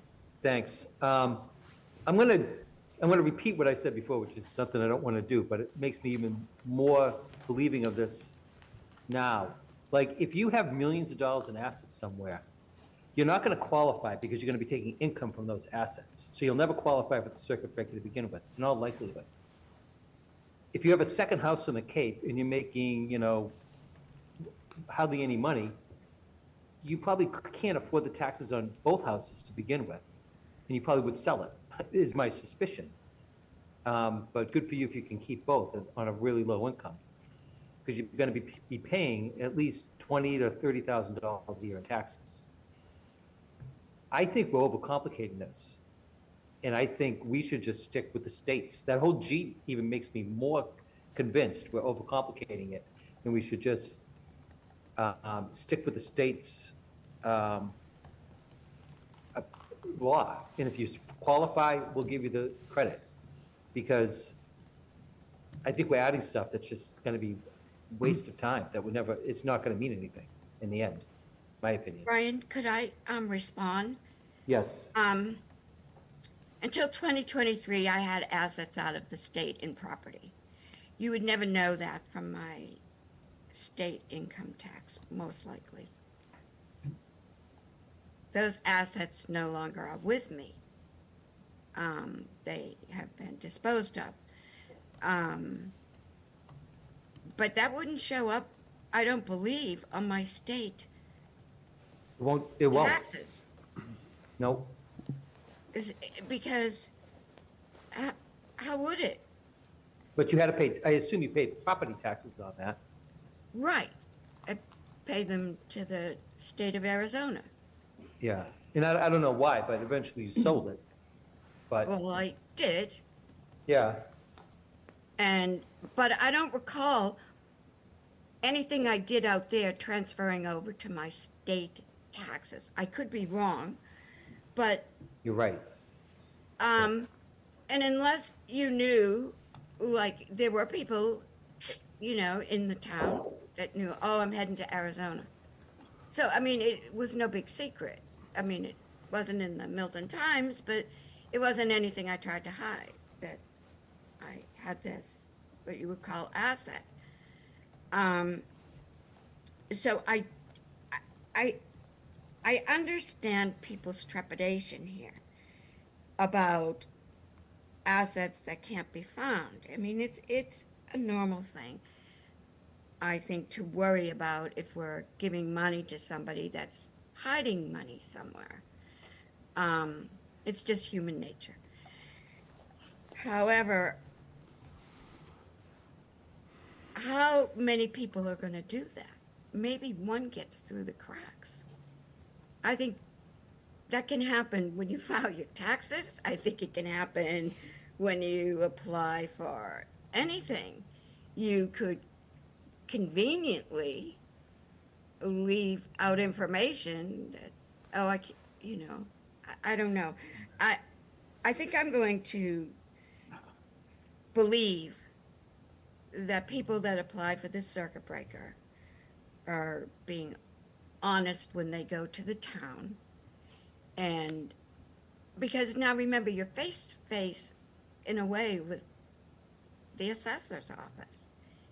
And I don't know, maybe I'm naive, but I believe that we're not going to find a whole lot of fraud in this program. Because once again, we live in town and word gets out.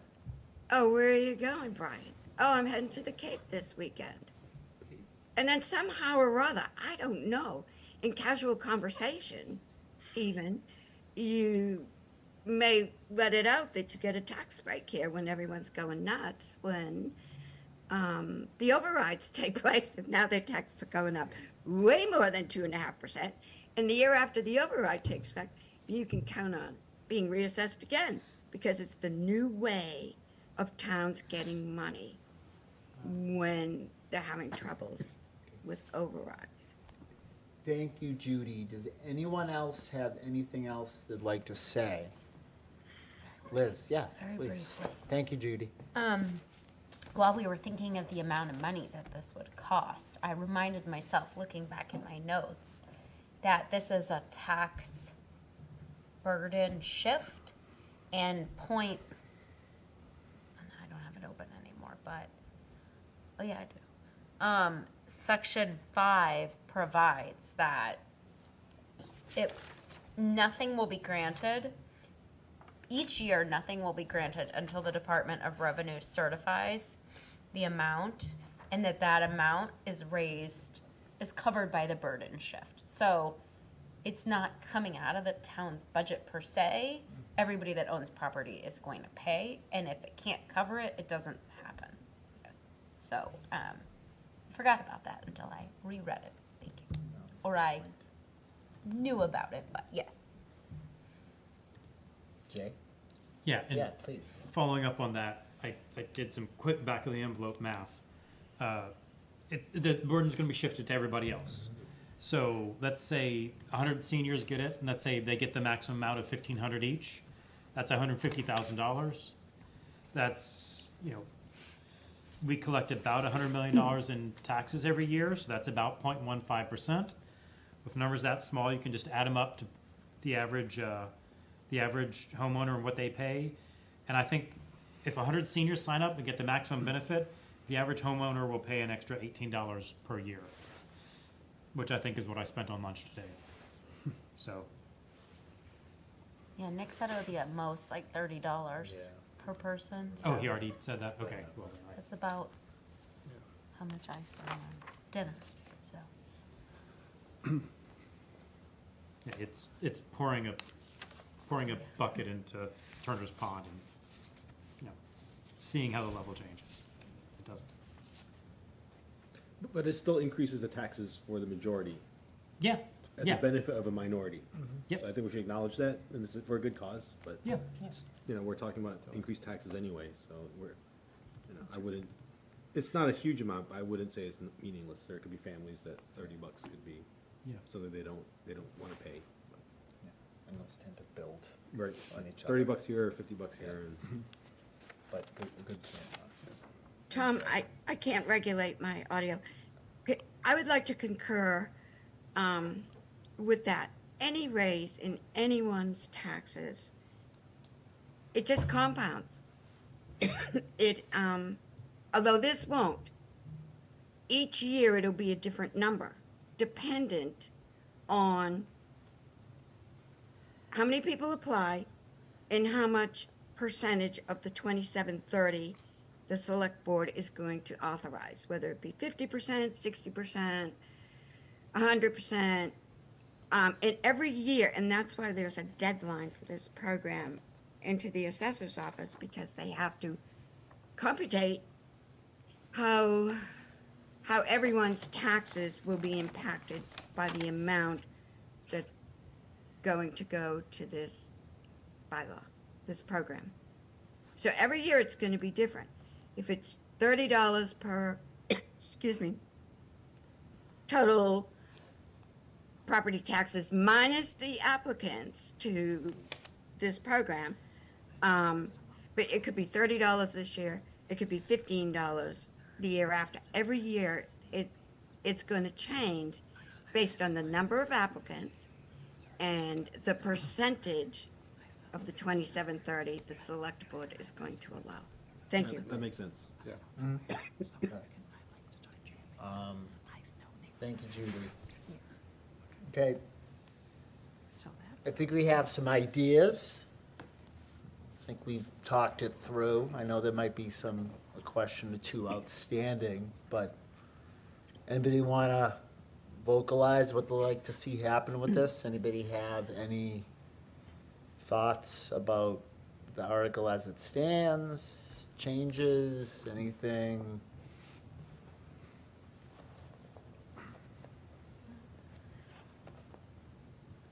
Yeah, I think Jay agrees, but I don't know how to do this, but would I make a motion? I would strike Article G and just make it the same as the state law. That would be my recommendation.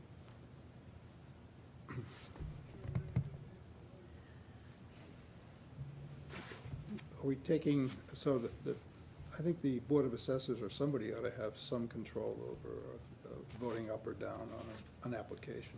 If we take G out, is there any other place where that happens? I don't see it.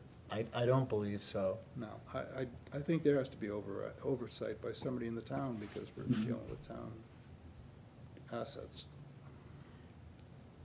I think the Board of Assessors makes sense. What the language is going to be, I believe, to others, but somebody's got to take a look at these applications and either go thumbs up or thumbs down. Andrew has his hand up. Andrew?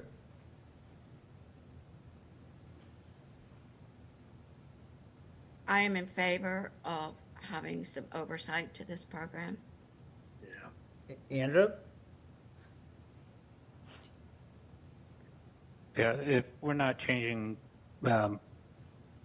tightening up the language in section 2, then I would prefer to leave it as is with G in place. Would we vote on this proposed amendment? You know, Mr. Chair? Yeah, Jay, how would we like to do it? Jay made a suggestion.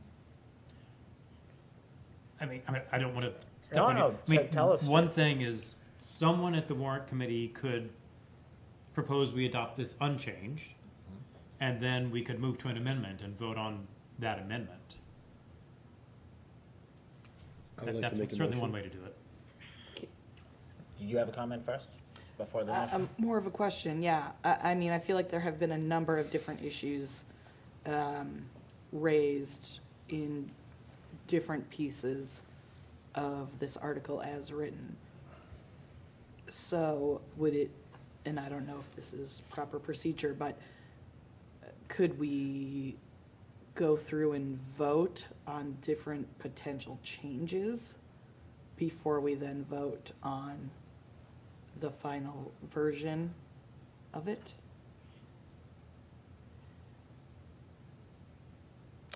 Never done it that way before. I'm really, if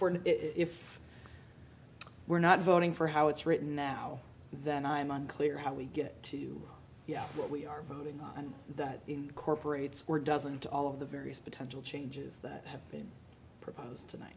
I mean, that's how it works on the floor of town meeting. You know, you bring up the full article, and then somebody says, I want to amend it in this way. The group votes yes or no. I want to amend it in this other way. Group votes yes or no. And then once those amendments are done, you vote on the final thing as amended. Oh, I was just gonna say, I'd love to have a follow-up conversation with Nick and with the Board of Assessors. But if you wanna vote, I'd probably vote the way they wrote it because they've done their homework. And vote it as it is. A thought process, if we vote on changing anything, doesn't it have to be redone by the select board? I'm confused. Help me out. You would vote to recommend the town approve the article with possible changes to whatever the changes are. That's what your vote would say, and then you'd explain your reason for changing in your comment. And probably done the way Jay would say, someone would move to approve the article, and then someone move to amend. Yeah. So in that case, what's printed in light font in the warrant would be slightly different than what's printed in bold font, what's in the warrant. And what's in bold would go to town meeting as town meeting's starting point of discussion. And hopefully between now and then, we would talk with the select board would agree with us, and it would all go smoothly. Or maybe the select board would convince us why we're wrong, and we would still all agree, and that would still go smoothly. Julia? I think I'm in agreement with Lori that there was a lot, I heard a lot tonight of, we don't know what the intention was. So would it be helpful to get more clarification on some of these, some of this language from the people who were involved in writing it and or the people who are going to potentially be charged with enforcing it or approving applications before we start messing with the language ourselves. I think that might be a good idea.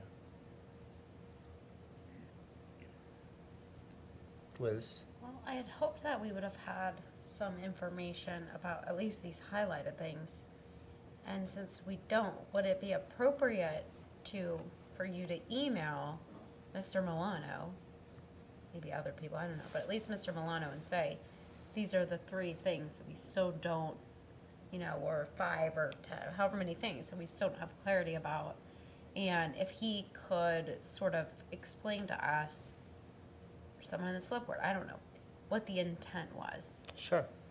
Because I think that if it's between vote no and this does not happen, or accept it the way that it is, okay, then you can vote based on that. But if we have the opportunity to strengthen some of the language, get rid of some of the vagueness, the select board can say, no, that's not what we wanted to do, that's fine.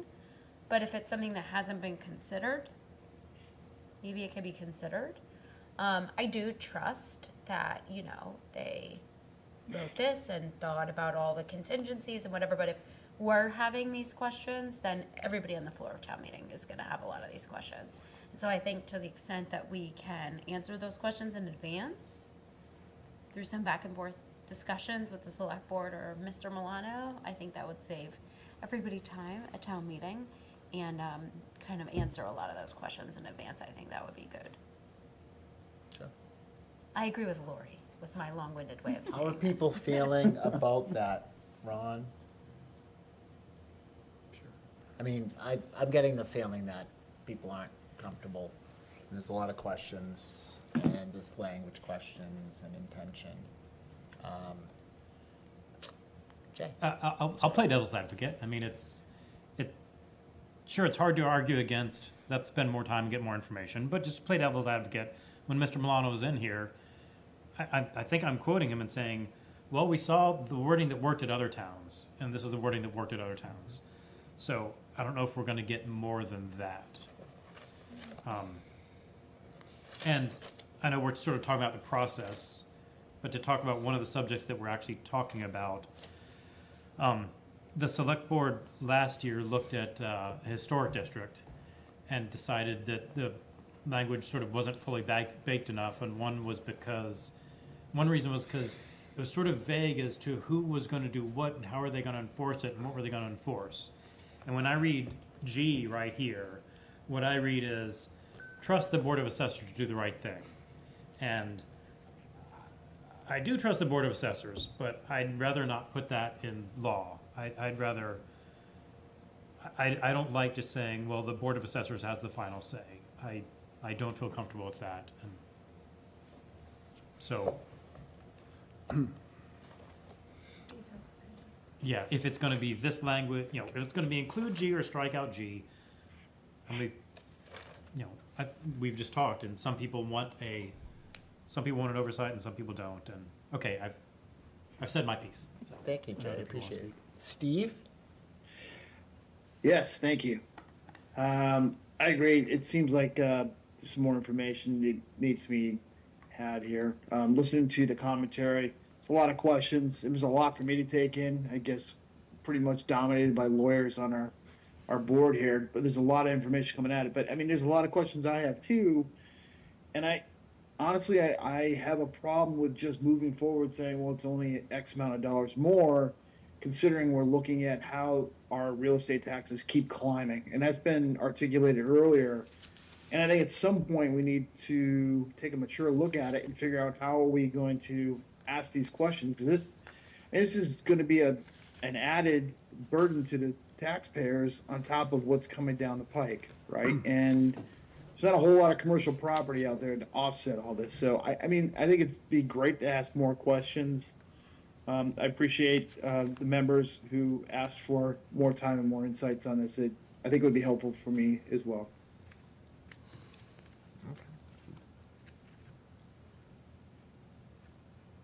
Steve and Tom, perhaps, I think Nick Connor is the person at our town hall that is 100% involved in this. And again, they went and talked to the assessors department in Wakefield because they apparently help another smaller town. I kind of lost that part of the conversation. But they are paying attention to how other towns run this through their assessor department. So, I don't know, just an idea. Okay. If Nick Connor could come in. Not that Nick Milano doesn't know this, but,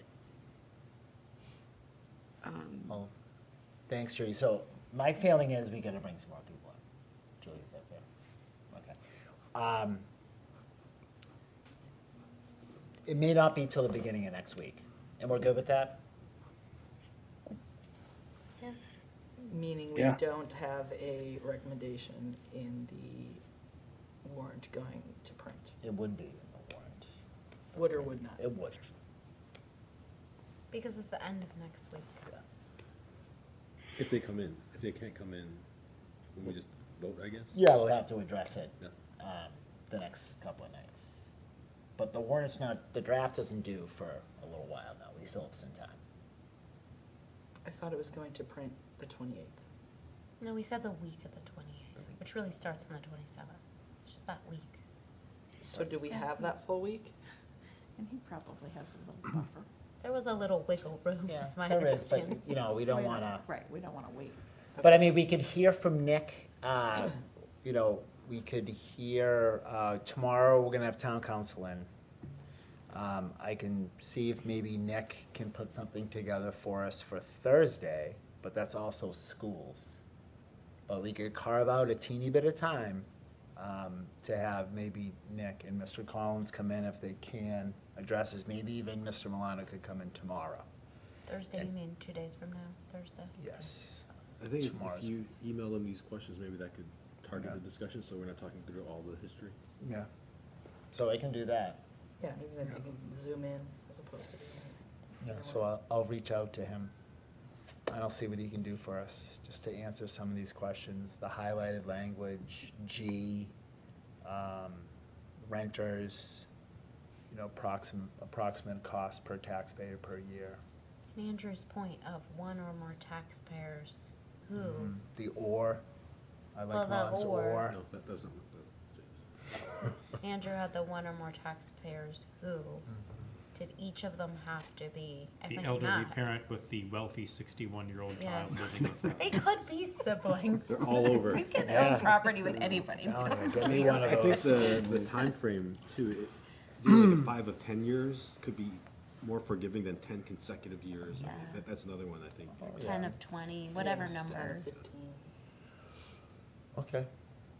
And there's a difference between, the state says 1,500 is the total credit, but I wrote down that he had said the maximum credit was 2,730.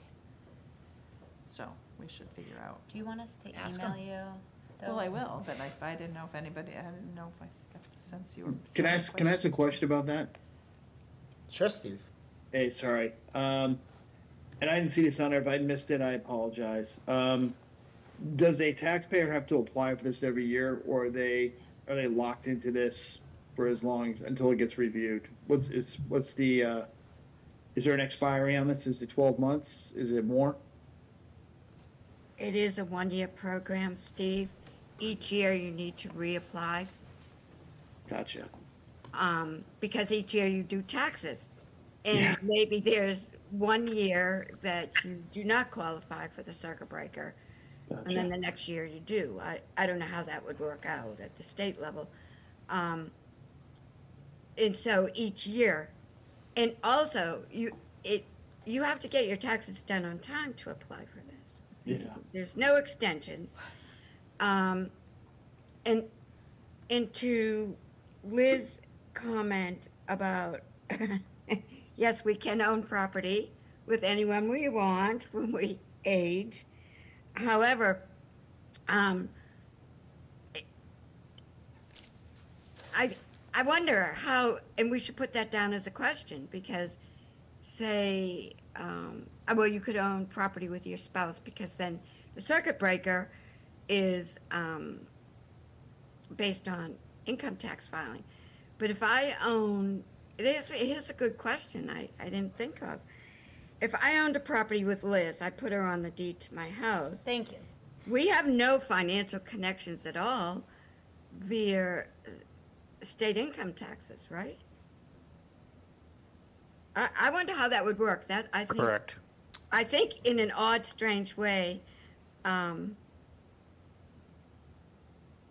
because in estate planning, which is a good financial advisor will advise any, if you're a good one, not to put your children on the deed to your house. It creates a problem along the way, which I'm not going to go into. However, I wonder how that works. That's so, in a way, in Could an ask Nick, unintended I way, think. here's an odd thing. Well, if you have rental income, obviously it shows up on your tax returns. But if you are declaring assets or there's some sort of measure of assets, the value ascribed to you is your ownership percentage. So if you and I owned $1 million property together, we own $500,000 of property in Milton. Right, and each of us would be, well, if we rented it, each of us would be liable, and now we're depreciating. It gets complicated, doesn't it? when Well, you really start going down the road? That's why I find the language problematic, that it is not very clear on whether it's one, multiple people, and how many people, it should be clearly spelled out that I all think if you of- go to the Mass DOR and look up circuit breaker, you can click on an application, an actual schedule that you have to fill out that goes with your taxes. Schedule, whatever. And because I did look at it. And there is a provision there about trusts. If you own the trust, if your house is in trust, you have to be, the trustee or it's complicated, and you have to fill out this whole application it's like schedule, I don't know, I forget what it's called. It's not here on this note, it's on the pile of notes somewhere else. And so they do provide for if your house is in trust. Okay. But you could be any age to have your house in trust. This just is applying to seniors because of the nature of this tax break. Is there anyone else? Okay. It can't be in a trust that you can't. Okay. Hey, Judy, Yeah. we're going to, I appreciate the comments. And I'd ask that just everyone here, I'm going to give Nick as many questions that I have please recall what you want to ask and what you want to know. We're going to get one shot at this. Okay, we got to vote, we got to write a comment. I think just at this point, I will get that information forward. We have liquor license tomorrow. We can always talk about this more tomorrow.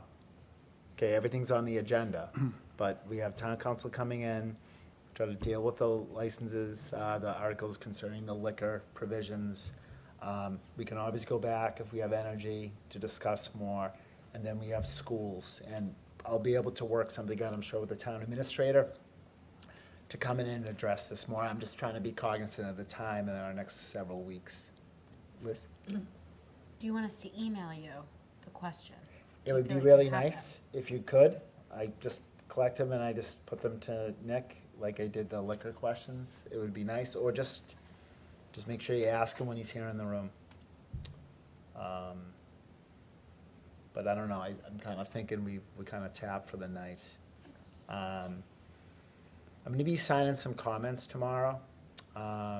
Just moving forward, we're just gonna kind of need some help in getting these all together in just the last minute. We can talk about that tomorrow. You know, I'd like to maybe get some first-year people, some second-year people. If there's a third-year person who wants to write one on their own, that's fine. But I just like some of the newer people to be more involved. You know, Jay volunteered me for a comment my first year.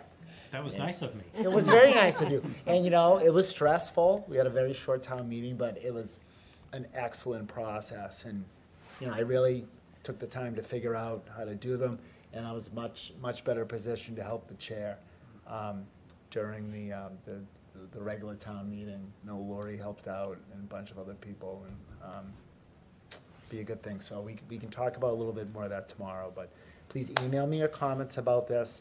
Anything else for Mr. Milano that pertains to this tomorrow, liquor, and anything else we want to discuss, and then schools on Thursday, and hopefully maybe Nick in to discuss more about the circuit breaker.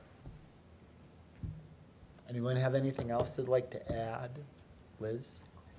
Do you have a sense of next week's schedule? I don't. Okay. I don't. Can I phrase that a different way? What's your vision for what we will have voted on by the end of the day on Thursday? I think we have voted on everything but this. Okay. That's what I think. Everything that we've seen. Yeah, everything that we've seen. Okay, yeah. So not I think this, you know, there's parts of this I absolutely. like. I think everyone's raised like really good points, you know, about this. The assessors, you know, all that stuff. So, I don't know, I'm hopeful. Inside baseball, I guess, as a first year, you know, are all votes unanimous, or is there, everybody duke it out? And we come up with a We number? make the rookies present. Yeah. No, you know what, I've been a part, I'd say a lot of them are unanimous. A lot are unanimous, but I mean, there's always one or two. Right. Every warrant, right, that stirs up more than just financial concern. Right. Right. They're always presented as the Warrant Committee, and that means that the majority of the Warrant Committee has voted yes. Yeah, and I think too, you know, we've had to make some tough votes in the past, my time here, and I've seen it in the past, but you know, we're a committee. I think there's an understanding too, and I think that's the big thing about the comments, okay? And I try to do this, and I think it's really important that you really illustrate what was discussed. You know, the winner writes the comment, right? They write the history. They write history. But you know, I think that it's more appropriate that we do give the other side of the coin. You know, what was discussed? You know, what were the issues brought up? A lot of times it's silent to that, but I think it's important for the town meeting to like know what we talked about, and that there are always differing opinions on this board. You know, we all stand together as a committee on our vote, and that's what we are.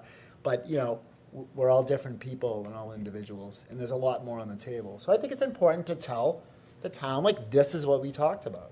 And while we may have not all agreed on those things, and, here are a couple of great points that were made, that we discussed, that, I don't know, I don't really know what my final point is, but just that, we vote as a committee, but in terms of the comments, I think it's better if we kind of balance it a little bit and just give some insight to the town on, what we discussed, and that we do have differing opinions.